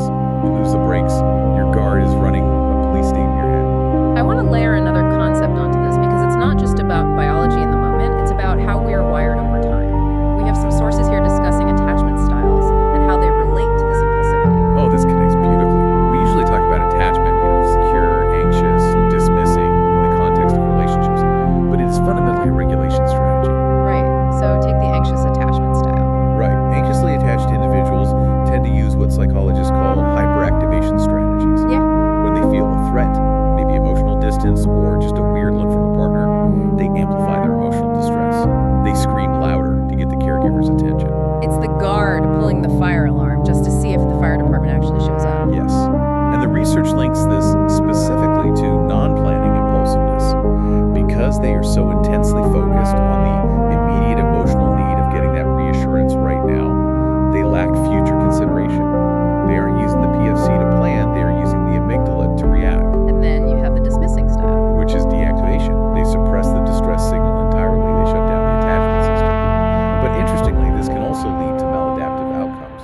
because they aren't processing the emotion, they're just walling it off. And the scary part is the plasticity aspect. If you spend your whole life in these states dealing with chronic stress or insecure attachment, you are physically changing the brain, right? You are. We call it maladaptive plasticity. Chronic stress can lead to structural changes in the PFC. It actually reduces its complexity and efficiency over time. You are effectively hardwiring emotional dysregulation into your biology. You are building a brain that is really good at being anxious and really bad at calming down. Which brings us back to the ultimate tool for rewiring all of this: sleep. Great reset. So let's get into the mechanics of this. We established that sleep deprivation severs the connection. But how? What is physically happening in the brain when I pull an all-nighter? Well, when you are sleep deprived, the PFC becomes metabolically sluggish. Yeah. It literally doesn't have the energy to function correctly. It loses its ability to modulate the amygdala. The CEO is too tired to pick up the phone. Exactly. And the amygdala, sensing no supervision, becomes hyperactive. The data shows it becomes about 60% more reactive to negative stimuli. So the brain falls back on rigid, short-sighted, fearful responses. We lose nuance, we lose context, we just react. Okay, but sleep does more than just rest the CEO. It's actually doing some incredibly heavy lifting with our memories and emotions. I was reading about this two-stage model of memory in the sources, and it blew my mind. It's like we have two completely different hard drives. It's a great analogy. You have the hippocampus and the neocortex. Think of the hippocampus as your fast learner. It's like a journalist taking notes in a notepad during the day. It scribbles down everything, the sights, sounds, where you were, when it happened. It creates an index of the experience. It is highly plastic, meaning it writes very easily, but it's also volatile. It has a very limited capacity. It's the RAM in a computer. Right. Or a USB stick. It's temporary storage. Right. And then you have the neocortex. This is the slow learner. This is the massive permanent library of everything you know. It's where long-term memories live. But writing to the neocortex takes time and repetition. You can't just dump information in there instantly. So the problem the brain has to solve is, how do we get the notes from the journalist's notepad, the hippocampus, into the permanent library, the neocortex, without overwriting them? That is the dialogue. And it happens almost exclusively during sleep. During the night, the hippocampus replays the firing patterns of the day. It basically teaches the neocortex what it learned. It shifts the memory from volatile storage to stable storage. This is what the sources called systems consolidation. Correct. But here is where it gets really interesting. This isn't just a passive upload. It requires a very specific, synchronized dance of brainwaves. We call it the triple coupling of NREM sleep, non-rapid eye movement sleep. Okay, triple coupling. This sounds complex. Let's break it down for the listener. What are the three players in this dance? Player one is the global slow oscillation, or SO. Imagine a massive slow electrical waves sweeping across your entire brain about once every second, 1 hertz. Like a conductor waving a baton. Perfect. It coordinates everything. It alternates between a state of neuronal firing, which is the up phase, and absolute silence, the down phase. It sets the rhythm. Okay, player two. Player two is the thalamocortical spindle. These are short bursts of faster activity, about 10 to 16 hertz. They are triggered directly by the up phase of that slow oscillation. Think of the spindle as the mechanism that opens the door to the library. It prepares the neocortex to receive information by inducing synaptic plasticity. And player three. The hippocampus sharp-wave ripple. These are very high-frequency events, 80 to 150 hertz. These ripples are the actual data packets. This is the hippocampus physically replaying the memory. So putting it all together in sequence. It is a precise lock and key mechanism. The slow oscillation says go. The spindle opens the door to the neocortex, and the ripple shoots the information right through that open door. And the timing has to be perfect. Down to the millisecond. The ripple has to occur in the trough of the spindle, which has to occur during the slow oscillation. If this timing is off, which actually happens in aging or with diseases like Alzheimer's, the memory doesn't stick. You can have the pieces, but without the coupling, the transfer fails. So when I sleep, I'm not just checking out. My brain is orchestrating this insane symphony just to make sure I remember my kid's birthday or that new strategy I learned at work. And to make sure you don't remember the emotional sting of a bad meeting. But we will get to that. First, we have to talk about the cost of all this learning. Right. The energy economy. Because learning isn't free. No, it is highly expensive. Which brings us to the synaptic homeostasis hypothesis, or SHY. I love this concept from the reading. It basically says that being awake is bad for your brain efficiency. In a way, yes. Think of your brain like a whiteboard. During the day, every time you learn something, you are strengthening a synaptic connection. You are scribbling on the whiteboard. By the end of the day, the board is covered, it's saturated, there is so much noise, you can't even find the signal. And biologically, maintaining all those strong synapses consumes a massive amount of energy. So if we just kept learning without ever sleeping, our brains would essentially overheat and run out of space. Exactly. We would hit a saturation point where we physically couldn't encode anything new. So SHY proposes that the main function of NREM sleep is renormalization, or downscaling. Which means what, practically? It means erasing the weak scribbles. During those slow oscillations we talked about, the brain proportionally reduces the strength of all synapses. It turns down the volume on everything across the board. It's kind of like a survival of the fittest for your memories. Precisely. The connections that were strengthened the most during the day, the really important stuff, the signal, they survive this reduction. They stay on the board. But the weak connections, the noise, the random junk you don't need, they get pruned away. Pruned is a very polite way of putting it. I read in the source material about a specific gene, HOMO1A. The way it was described sounded almost violent. It's a physical dismantling. HOMO1A is a gene that kicks into gear during sleep, it moves to the synapses, and actually facilitates the removal of receptors, specifically AMPA-type glutamate receptors. It physically shrinks the interface between neurons, the axon-spine interface, by about 18.9%. Wait, my brain shrinks by almost 20% every night. The connections shrink. The synapses themselves get physically smaller. You literally wake up with a smaller, more efficient brain than you went to bed with. You sleep to physically shrink your brain back to a manageable baseline, so you have space to learn again tomorrow. That is wild. We usually think bigger is always better when it comes to brains, but actually streamlining is better. Efficiency is key. If you didn't prune, your brain would just be all this. You wouldn't be able to think clearly. So that handles the facts and the figures. But what about the feelings? Because I know that if I go to bed angry, sometimes I wake up and it doesn't bother me as much, but sometimes it's worse. What does REM sleep do in this whole picture? REM sleep is the emotional therapist. There's a theory in the literature called sleep to forget, sleep to remember. Sounds paradoxical. It is.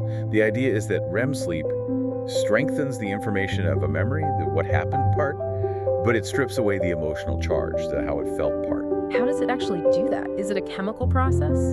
It is entirely chemical. When you enter REM sleep, your brain chemistry shifts dramatically. The release of noradrenaline, which is the stress chemical, the fight or flight juice, is completely shut off. It is silenced. It is the only time in the entire 24-hour cycle that your brain is totally free of noradrenaline. So it's a completely stress-free environment inside your head. Exactly. But at the same time, the emotional and memory centers are highly active. Acetylcholine is high. So your brain is replaying that argument you had with your boss or that scary movie you watched, but it is doing it in a neurochemically safe environment. It's processing the trauma without the physical stress response. Right. It defangs the memory, it divorces the emotion from the event. So when you wake up, you remember that the argument happened, but you don't feel that visceral knot in your stomach anymore. And this is where PTSD comes in, right? Because people with PTSD often have terrible sleep issues. Specifically, they have highly disrupted REM sleep. In PTSD, this defanging process fails. They might replay the traumatic event, but the noradrenaline doesn't shut off. So instead of stripping the emotion away, they are reconsolidating the memory with the high-stress charge intact. They are essentially re-traumatizing themselves every single night. God, that's heartbreaking. It just becomes a loop. It does. The rhythmic interactions between the PFC and the amygdala dissipate, and the memory stays hot. But REM isn't just about therapy. It's also about creativity. I really loved this BioTA model mentioned in the notes. The BioTA model. Yeah. It stands for Broader Form of the Information Overlap to Abstract. It's quite a mouthful, but the concept itself is brilliant. Break it down for us. So during NREM sleep, the deep sleep, your memories are being organized very logically. But during REM sleep, the hippocampus, our fact checker, is decoupled from the neocortex. This allows the neocortex to start making illegal connections. Illegal connection. Connections that wouldn't make any logical sense when you're awake. Your brain starts associating things that are seemingly entirely unrelated. It connects the concept of an apple not just with fruit, but maybe with gravity, or Snow White, or a technology company. This explains why dreams are so weird. Exactly. And it is driven by these massive electrical bursts called PGO waves, pontogeniculo-occipital waves. They act as random triggers, just activating disparate schemas in your brain. It's like shaking up the Scrabble bag to see what new words patterns form. And that leads to the eureka moment. Yes, the data points show that participants who engaged in REM sleep solved 15 to 35% more anagram puzzles than those who just rested quietly. They were able to find the hidden patterns because their brains had just spent hours practicing making distant, novel connections. So NRM solidifies the textbook, NREM writes the poetry. That is beautifully put, yes. Now I want to talk about this concept of multiplexing, because we usually think of sleep as a single, uniform block of time, but the research suggests the brain is actually multitasking even while we are unconscious. This is brand new science. It turns out the brain processes different types of memories simultaneously using a temporal microstructure, and we can actually see it happening in the pupils. Wait, you can see what the brain is doing by looking at someone's eyes while they're asleep? Yes, if you track pupil size during sleep, which fluctuates, you find something incredible. When the pupils are in a contracted substate, the brain is preferentially replaying recent memories, the new stuff. What happened today? When they dilate. When they dilate, the brain completely switches to replaying remote memories, old stuff, childhood stuff. So my brain is essentially time traveling back and forth. It is multiplexing. It allows the brain to consolidate a lifetime of memories right alongside yesterday's events without them interfering with each other. It's carefully managing the library catalog, ensuring the new books fit in perfectly with the old books. This sounds like an incredibly delicate process. And this brings us to the modern threats part of our deep dive. Because if my brain needs this precise, complex dance of waves and chemicals to function, what happens when I stare at a glowing rectangle until 11:59 p.m.? You throw a massive wrench into the gears. The research on digital technology is pretty damning when it comes to sleep architecture. I mean, we know about blue light. It tricks the brain into thinking it's new. Yes, it suppresses melatonin, which delays sleep onset. But it's more than just the light, it's the content. It's the cognitive arousal. Daily touchscreen use, even in toddlers, leads to reduced functional connectivity. Meaning the different parts of the brain stop talking to each other effectively. Right. The CEO and the guard lose their connection.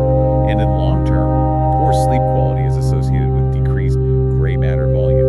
You are literally losing hardware. There was also a really interesting point in the sources about cognitive load and the inverted U. This feels super relevant to how we consume information today. This is critical for neuroplasticity, which is the brain's ability to change and learn. The inverted U graph shows that plasticity is optimized at a moderate cognitive load. Think 50 to 70% of your capacity. The Goldilocks zone. Exactly. If the load is too low, say you're bored or you're just passively doom scrolling, nothing happens. There are no molecular triggers for change, no BDNF is released. But if the load is too high, information overload, constant notifications, trying to learn too much too fast, you trigger a stress response. Cortisol spikes, and it physically disconnects the PFC from the parietal networks. You literally stop learning, you stop adapting. So to build emotional resilience, we need challenges that stretch us but don't break us. And we desperately need to give our brains the offline time to process it. We need to respect our biology. We act like we are brains in vats that can just process infinite data streams. But we're biological organisms with hard metabolic limits. Let's pivot to some solutions. Because we have painted a picture of a very fragile system, but we also have sources showing how we can hack this system for the better. The Tetris effect for trauma is one of the most surprising things I've ever read. It sounds like a joke, doesn't it? Like play a video game to cure trauma. But the science behind it is incredibly sound. Walk us through it. How does that work? So intrusive memories, flashbacks, they are essentially visual images. They are stored heavily in the visual cortex. When you experience a trauma, there is a window of about 6 hours where that memory is being consolidated. It's setting like wet concrete. And playing Tetris disrupts that concrete from setting. Yes, Tetris is a highly demanding visuospatial task. You have to rotate shapes, fit them in lines, predict the next move. It requires the exact same working memory resources that the brain needs to generate visual and mental imagery. So you are creating a resource conflict in the brain. Exactly, you're jamming the signal. The brain physically cannot vividly visualize the trauma and rotate the Tetris block at the same time. So if you play Tetris within that 6-hour window, you disrupt the consolidation of the visual component of the trauma. Does that mean you just forget the event happened? No, not at all. You remember the facts, I was in a car accident. But the intrusive, vivid, emotional flashbacks, they are significantly reduced. You prevent the memory from getting stuck in that high-definition, traumatizing format. That is a brilliant example of using the brain's limitations, its inability to multitask.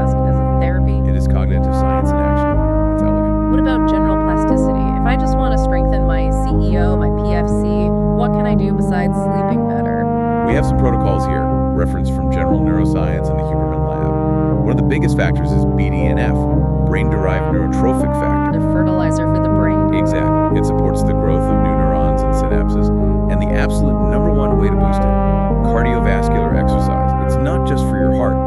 It is vital for your PFC. And then there's NSDR. Non-sleep deep rest. Things like yoga nidra or clinical hypnosis. These protocols can mimic some of the restorative states of sleep. They help you disengage the sympathetic nervous system, the stress response, and heavily engage the parasympathetic system. It's like a targeted power nap for your nervous system. And it leverages what we call the gap effect. What's that? We tend to think learning happens while we are actively studying or practicing, but the research shows the actual rewiring happens during the rest periods, immediately after the intense focus. The gap. If you don't take the rest, you don't consolidate the wiring. So grind is actually anti-neuroplasticity. It's highly inefficient. You need the toggle. Focus, then rest. Stress, then recovery. I want to touch on one last application that feels very timely, conspiracy theories. We have a source that links the amygdala and this lack of sleep to why people believe crazy things. This brings us right back to the card. Why do humans believe in conspiracy theories? Evolutionary psychologists argue it is actually an adaptation. We evolved to detect dangerous coalitions. Right. In the wild, if a group of people is whispering in the corner, they might actually be planning to kill you. Exactly. So our brains develop pattern perception and agency detection. We look for patterns everywhere, and we assume there's an intention behind those patterns. And the brain prefers a false positive. Yes, error management theory. It is much better to think there is a snake in the grass and be wrong than to think there is no snake and be dead. It is evolutionarily safer to be paranoid. But in a modern world where we are chronically sleep deprived and our PFC is offline, that mechanism completely goes haywire. A sleep-deprived brain with a hyperactive amygdala is an agency detection machine. It sees patterns everywhere. It sees threats everywhere. It connects dots that absolutely shouldn't be connected. It's adaptive conspiracism gone wrong. We are over-detecting. And because the CEO of the PFC is asleep, there is no one there to say, wait, that doesn't make logical sense. The guard just says, it's a plot. We are under attack. So, widespread sleep deprivation could literally be fueling societal polarization and conspiracy thinking. It is certainly a massive contributing factor. A dysregulated brain is a fearful, paranoid brain. That is heavy. But it also gives us a lot of agency, doesn't it? It does. It puts the control back in our hands. So let's bring this all together. We started with the CEO and the guard. We looked at how sleep deprivation effectively fires the CEO and gives the guard a machine gun. We saw that sleep is not passive. It is a violent, active process. It is triple coupling waves to move data. It is physically pruning your brain's synapses by almost 19% just to clear the noise. It is chemically washing away stress hormones so you don't wake up traumatized. And we learned that this system is fragile. Tech, stress, and a lack of rest can completely break the dialogue. But we also learned that we can repair it. Through cardiovascular exercise, through visual tasks like Tetris to interrupt trauma, through respecting the gap in learning. The biggest takeaway for me is that emotional resilience isn't just a character trait. It's not just about being tough. It's biological. It's literally about whether your slow oscillations met your spindles last night. Absolutely.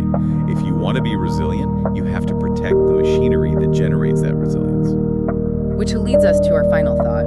And this one kind of stuck with me from the reading. Go for it. We tend to think of ourself, our personality, our patience, our ability to handle life as fixed. You know, I'm just an anxious person, or I'm just short-tempered. But the neuroscience says otherwise. Exactly. If our emotional stability is determined by the physical wiring strengthened or pruned during sleep, then protecting our sleep is the ultimate act of self-preservation. You are literally deciding who you are going to be tomorrow morning by what you do tonight. That's it. You are not stuck with the brain you have.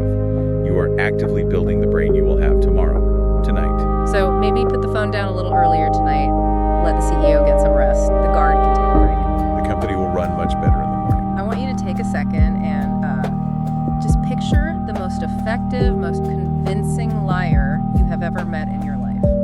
Oh, wow. I mean, I'm talking about someone who knows your absolute deepest insecurities, someone who knows exactly what you are afraid of, knows every little secret you've ever tried to bury, and knows, exactly how many buttons to push to send you into a full-blown panic spiral. Yeah, that is a really confronting image to start us off with. Right. Because, we've all all met manipulative people, but usually they don't know absolutely everything about us. Exactly. But what if I told you that this person isn't some toxic ex-partner? It's not a manipulative boss, and it's definitely not some random internet troll. Oh, It is actually the 3 pounds of gray matter sitting right between your ears. it's a terrifying thought, honestly, because we tend to trust our own perceptions implicitly, right? We operate on this base assumption that I saw it, I felt it, therefore it absolutely must be true. Yeah, we totally do. But if you actually pop the hood and look at the architecture of the mind, which is exactly what we are doing today, you realize very quickly that the brain is not designed for truth. It is designed for survival. And those two goals, truth and survival, they're very often in direct conflict. And that is the core premise we are wrestling with today. We are conducting a deep dive into the machinery of the mind to uncover what we are calling the 3 big lies the brain tells us.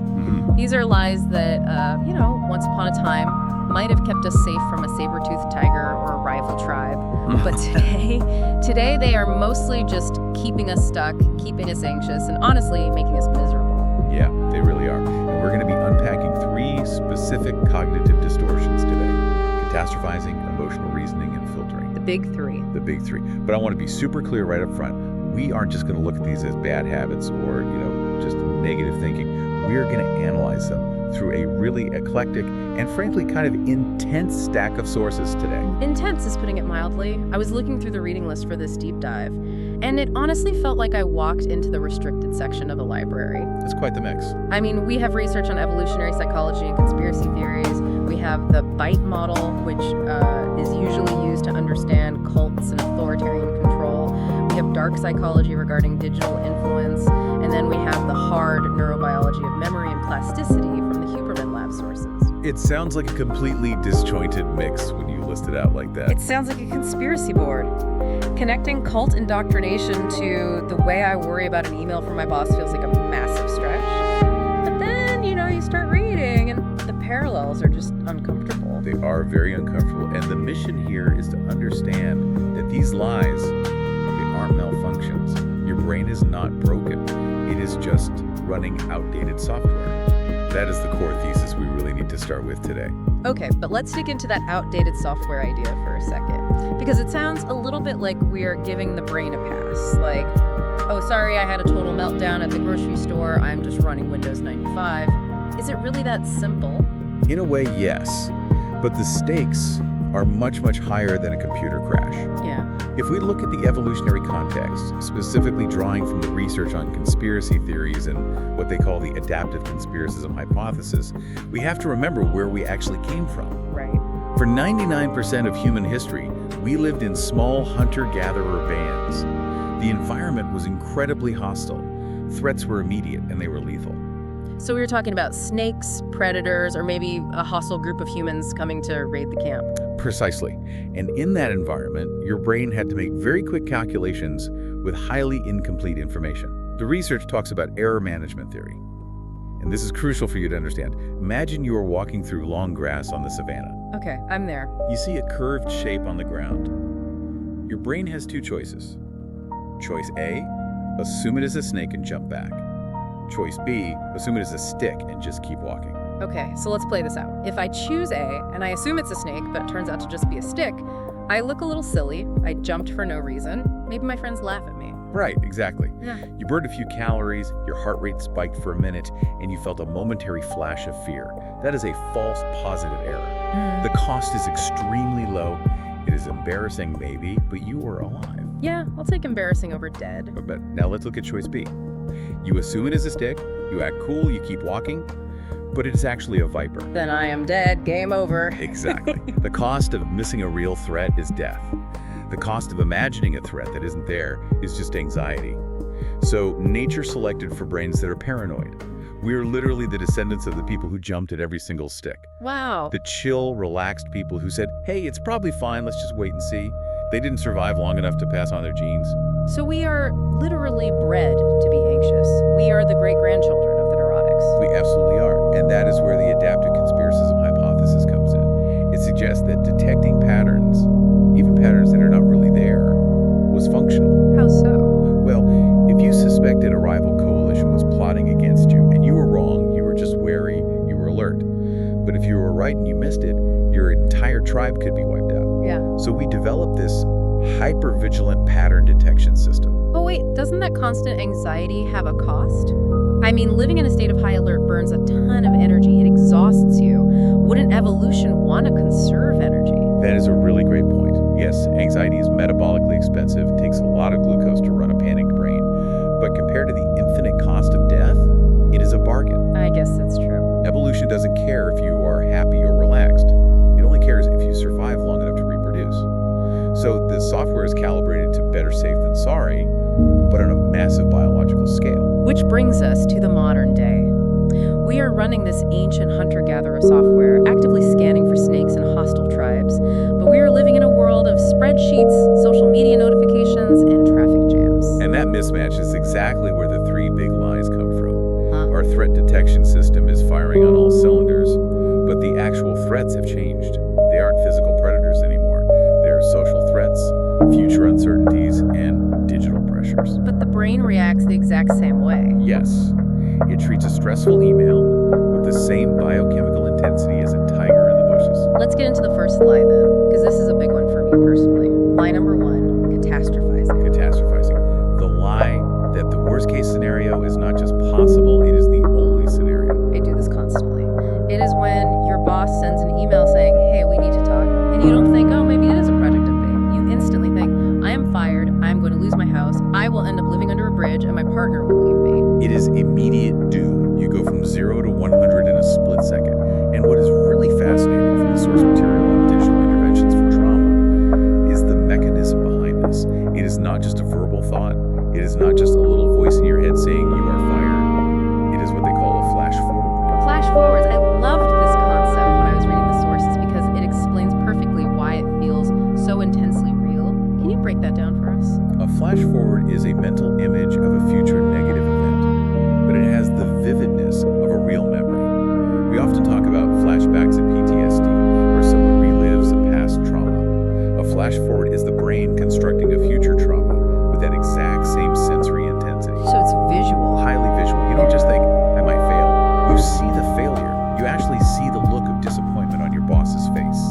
You feel the humiliation in your stomach. So the brain is basically functioning as a virtual reality simulator. It is a simulator, but it is a simulator that does not know it is a simulation, because the brain struggles to differentiate between a vivid visualization and reality. Your body reacts as if the event is happening right now. That explains the physical symptoms. Exactly. Your heart starts racing, your cortisol spikes, your palms get sweaty.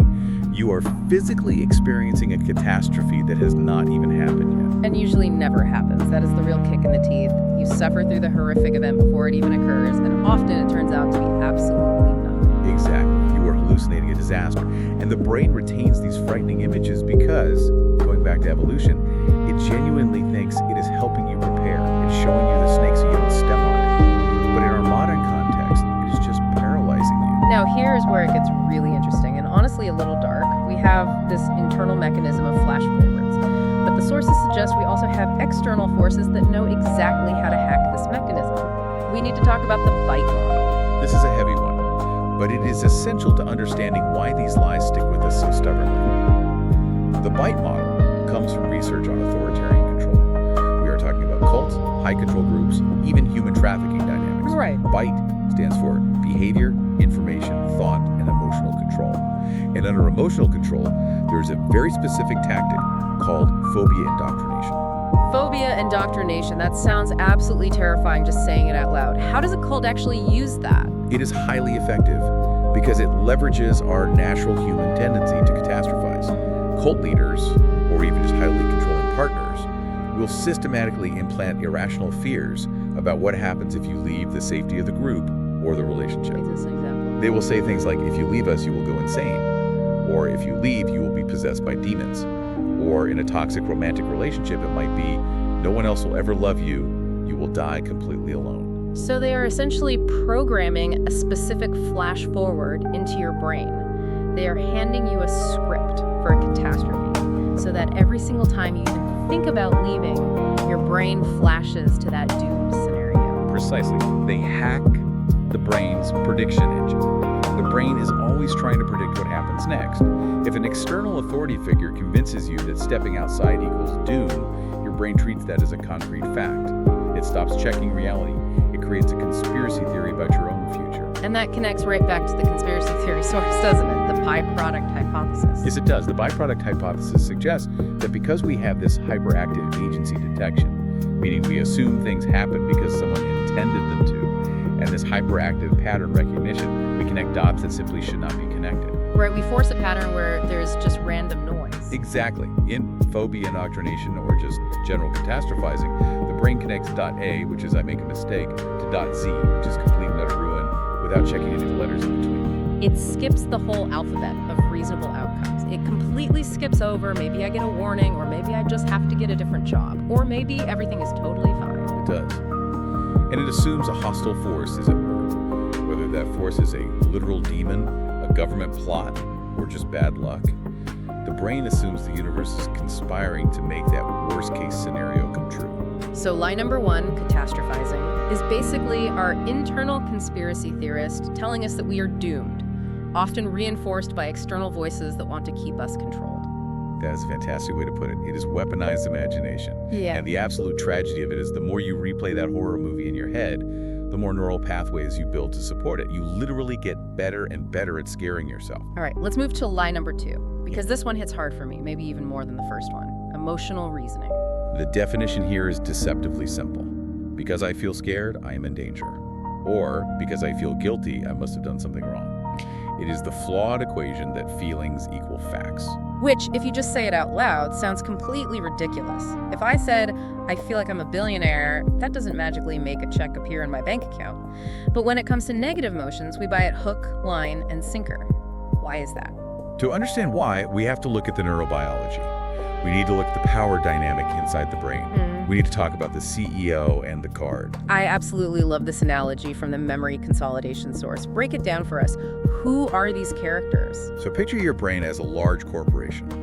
Up in the executive suite, right behind your forehead, you have the prefrontal cortex, or the PFC. That is the CEO. The boss. The boss. It is responsible for logic, long-term planning, impulse control, and emotional regulation. Is the adult in the room. He handles the complex spreadsheets and the nuanced strategy. Okay, so that is the rational thinking part of us. Who is the guard? Deep down in the brain, in the limbic system, you have the amygdala. That is the guard. It is an ancient structure, it is incredibly fast, and its job is very simple. Detect threats and trigger the fight or flight response. So it's basically the security system. Exactly. And the guard does not care about logic. The guard only cares about survival. So in a healthy brain on a perfectly good day, how do these two talk to each other? In a well-rested, non-stressed brain, there is a very strong top-down connection. The guard, the amygdala, sees something, maybe a dark shadow in the yard. It immediately alerts the CEO. It sets off the alarm. Right. And then the CEO, the prefrontal cortex, looks at the incoming data and says, okay, thanks for the alert, guard. I have analyzed it. That is not a snake or an intruder. That is literally just the garden hose. Stand down. It fact-checks the fear? Yes. The CEO regulates the emotional response.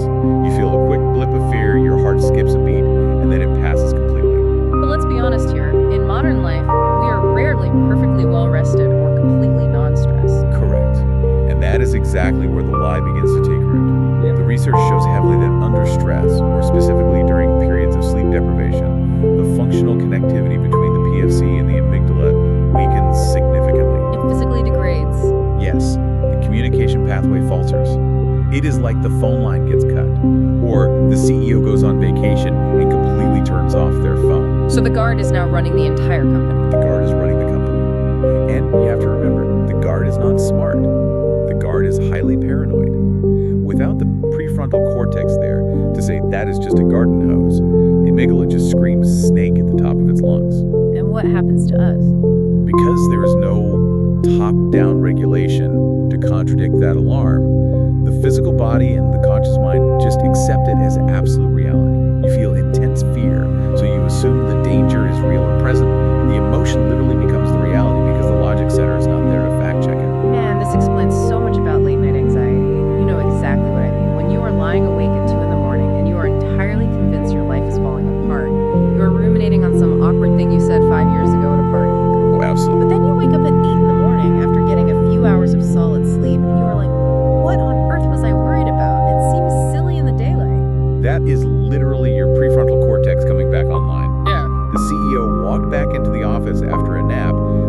absolute mess the guard made overnight and just started cleaning it up. But wait, I have to play devil's advocate here for a second. Isn't trust your gut generally considered good advice? If I am walking down a dark, empty alley and I get a really bad feeling, shouldn't I listen to that? That is the tricky part, and it's a very valid question. There is a profound difference between intuition, which is often rapid pattern recognition based on years of experience, and emotional reasoning, which is based purely on your current internal state. How do we tell the difference? The problem is, when we are highly stressed or chronically tired, we really can't tell the difference. If you are severely sleep deprived, absolutely everything looks like a dark alley. That makes a lot of sense. And this isn't just an internal biological glitch either. There is a massive social element to this too, right? We have the dark psychology source that talks extensively about how this specific vulnerability is actively exploited. Absolutely. When we are in that fragile state of emotional reasoning, when we are anxious and the CEO is essentially offline, we become highly susceptible to dark psychology tactics, specifically regarding groupthink and manipulation. The source mentioned this concept called the need for cognitive closure.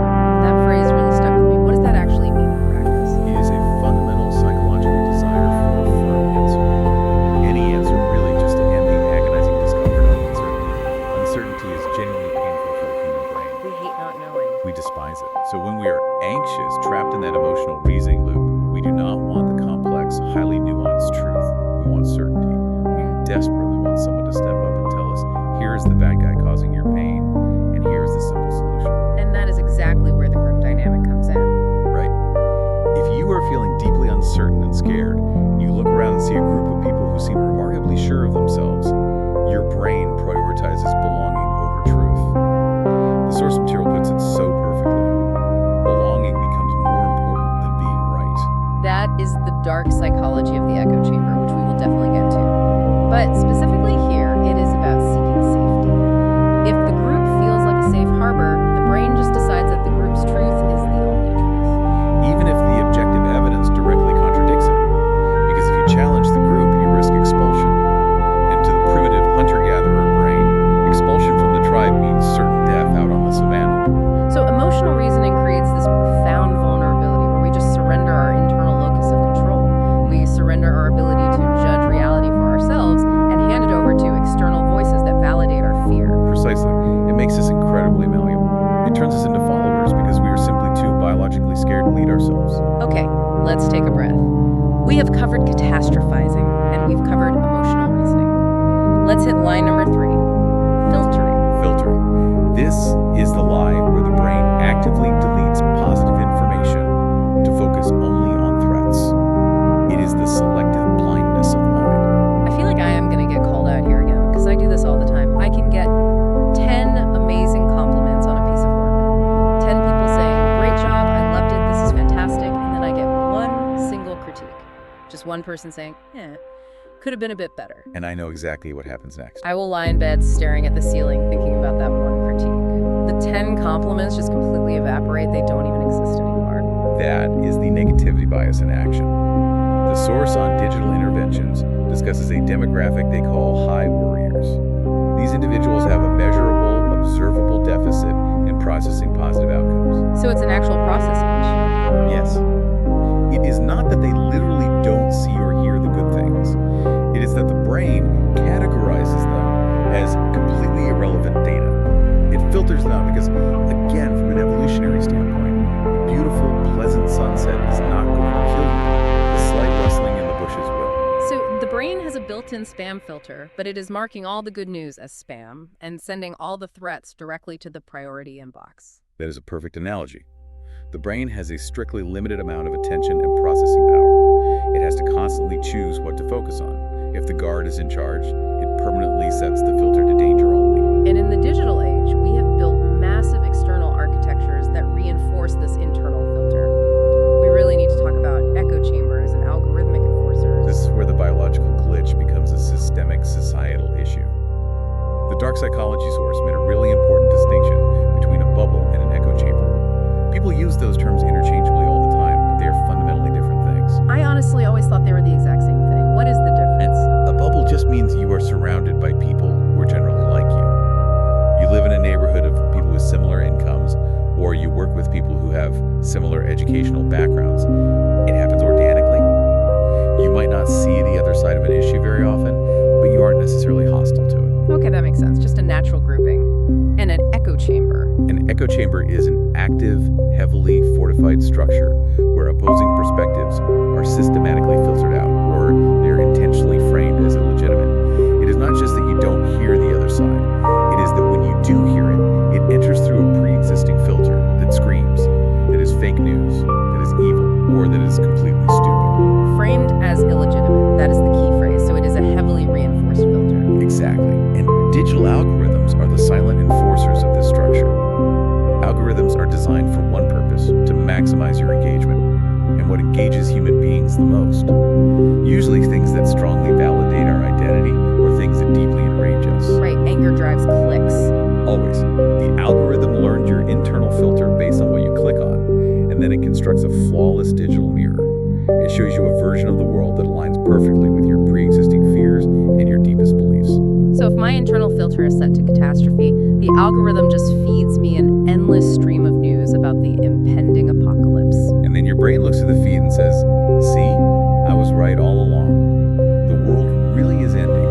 It creates an inescapable feedback loop. Your internal bias trains the algorithm, and then the algorithm reinforces and solidifies your internal bias. This connects right back to the bite model again, Yeah. specifically the concept of information control.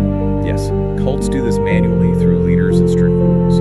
Algorithms do it automatically. The bite model talks extensively about the insider versus outsider map of reality. The brain is forced to create a map where us, the insiders, are entirely good and safe, and them, the outsiders, are entirely bad and dangerous. And the brain literally filters out any data that contradicts that rigid map. It absolutely has to. Because if you let in information that says, actually the outsiders are not that bad, or actually our insider group made a huge mistake, you create severe cognitive dissonance. That is deeply painful. The brain hates that psychological tension. So to preserve the map of reality, the brain simply deletes the contradictory evidence. You do not even register it. It is frankly terrifying how efficient the brain is at keeping us ignorant just to keep us comfortable. Comfortable in the sense of being consistent, yes. Definitely not happy, but consistent. We filter out the good to focus on the threat, which is the negativity bias, and we filter out the contradictory to focus on the confirmed belief, which is confirmation bias. And where does that leave us? The ultimate result is a rapidly shrinking reality. We end up living our lives in a very small, very scary mental prison of our own making. Okay, we have painted a pretty grim picture here. I am imagining you, the listener, right now looking at your own brain with deep suspicion. We are catastrophizing flash-forward machines ruled by a paranoid guard who locks up the CEO, living in a filtered, algorithmic echo chamber of constant doom. It does sound incredibly grim when you stack it all up like that. So are we doomed? Seriously, if our fundamental hardware is wired for these lies, if this is exactly how our ancestors survived the savannah, are we just destined to be anxious and manipulated forever? Is this just the inescapable human condition? No. And this is the most important part of this deep dive. We are not doomed. Because while we do have this ancient reactive software, we also have a feature that is uniquely, incredibly powerful, neuroplasticity. The pivot. Let's talk about hope, because I really need some right now. We need to look closely at the Huberman Lab source here. Neuroplasticity is the brain's fundamental ability to change itself. It is the physical ability to strengthen existing neural networks, and crucially, to form entirely new connections based on behavior and thought. I always thought neuroplasticity was just for learning discrete skills, like learning to speak French or learning how to juggle. It is for that, but it applies to absolutely everything. It applies to your emotional responses, your deep-seated belief systems, and how you process trauma. The brain is not a fixed, rigid sculpture. It is clay. It is constantly being reshaped by whatever we choose to focus on. Every single time you think a thought, you are physically voting for that specific neural pathway. The source mentions two processes, synaptic pruning and neurogenesis. Right. Think of your brain like a dense forest. Synaptic pruning is the use it or lose it principle in action. If you consciously stop using a trail, say the pathway that catastrophizes every single email you get, the brain eventually realizes, hey, we aren't walking down this path anymore. It is a waste of metabolic resources to keep it clear. So it dismantles it. Yes. It physically removes the synaptic connection. It lets the brush overgrow the trail. And neurogenesis. The literal birth of new neurons and new connections. We can build brand new roads.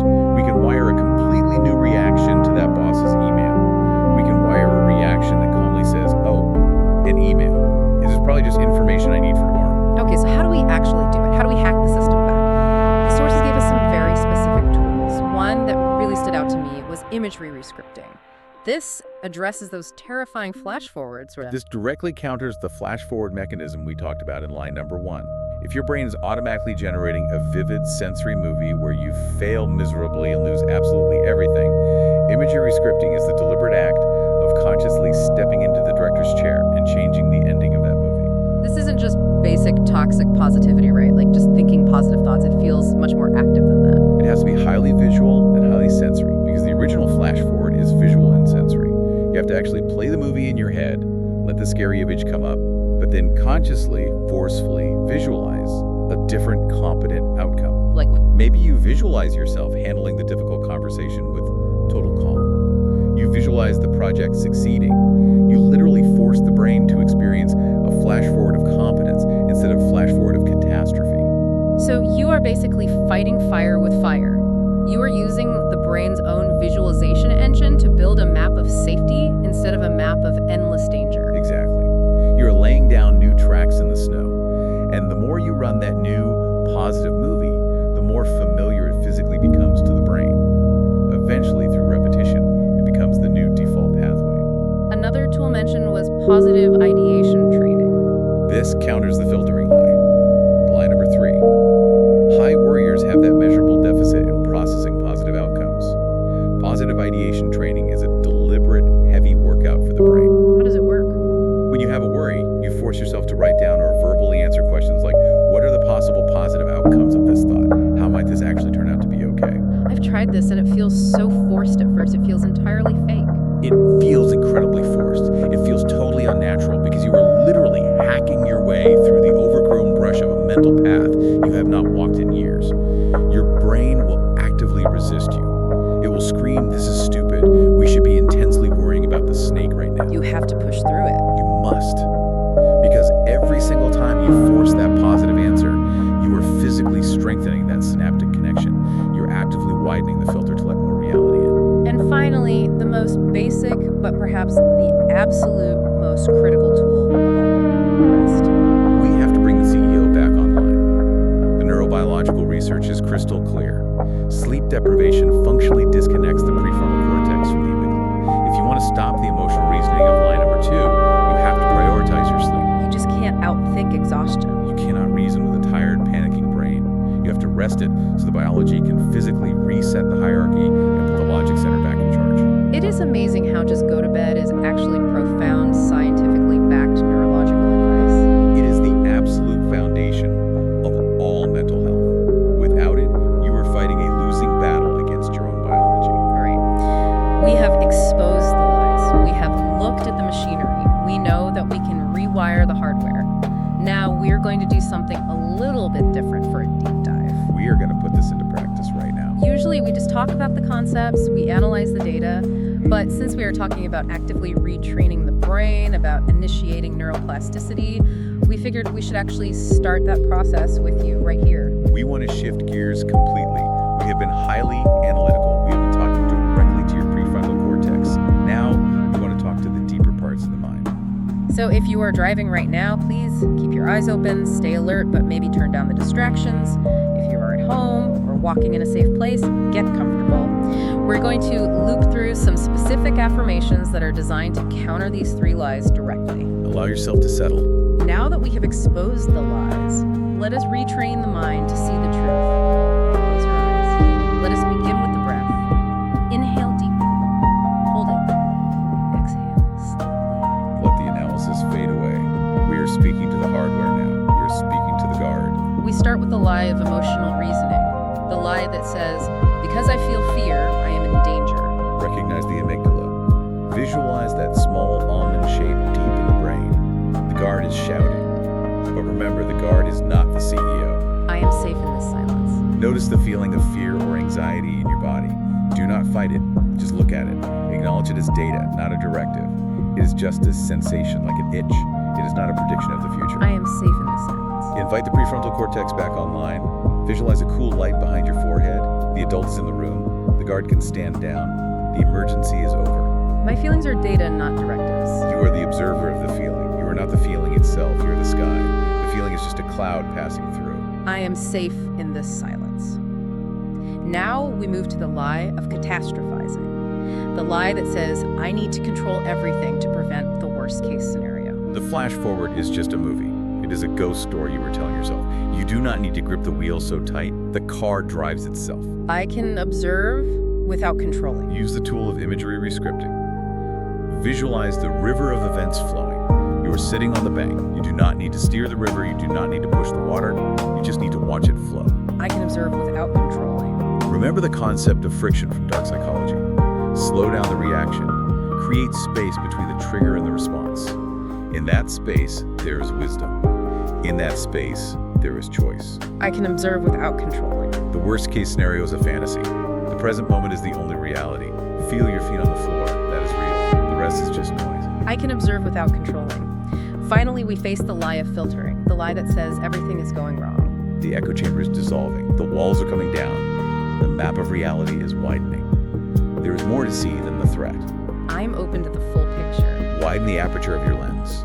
Look for the safety. Look for the good. See the stick, and truly know that it is not a snake. See the safety that surrounds you right now. I see the stick, and I know it is not a snake. Practice positive ideation. Ask yourself, what if it goes right? There are threats, yes, but there are also safe havens.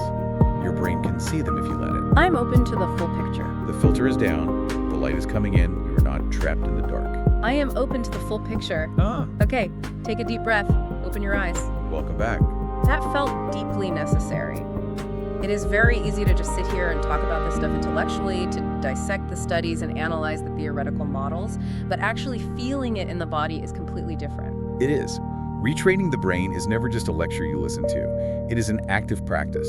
It is a daily workout. We identify the lies today, catastrophizing, emotional reasoning, and filtering. And we planted the initial seeds of the truth, but you have to actively water them. You have to do the mental reps. So, what is the core takeaway here for you, the listener, as you go back to your day, as you walk back out into the noise of the world? I want to leave you with a profound thought from the dark psychology source that really stuck with me. It is about the fundamental difference between identity and belief. Go on, let's hear it. The source stated, the most effective manipulation does not tell you what to think. It tells you who you are. When we blindly buy into these biological lies, when we accept that we are just natural warriors, or that we are perpetual victims, or that we are fundamentally unsafe in the world, we are letting a biological malfunction define our core identity. Right, we start to internalize it. We think, I am just an anxious person. That's just who I am. Exactly. But the ultimate freedom is realizing that who you are is not the brain. You are the person observing the brain. You are the consciousness that can hear the lie, pause the reaction, and actively choose not to believe it. You are not the software. You are the user. That is incredibly powerful. You are not the software, you are the user. Exactly. So here is your call to action, listeners. In the next hour, in the next day, try your hardest to spot the lie. When that sudden spike of anxiety hits your chest, just pause. Do not fight it, just look at it objectively. Ask yourself, is this really a snake or is it just a stick? Spot the lie. Change the script. Thanks for diving deep with us today. We will see you next time.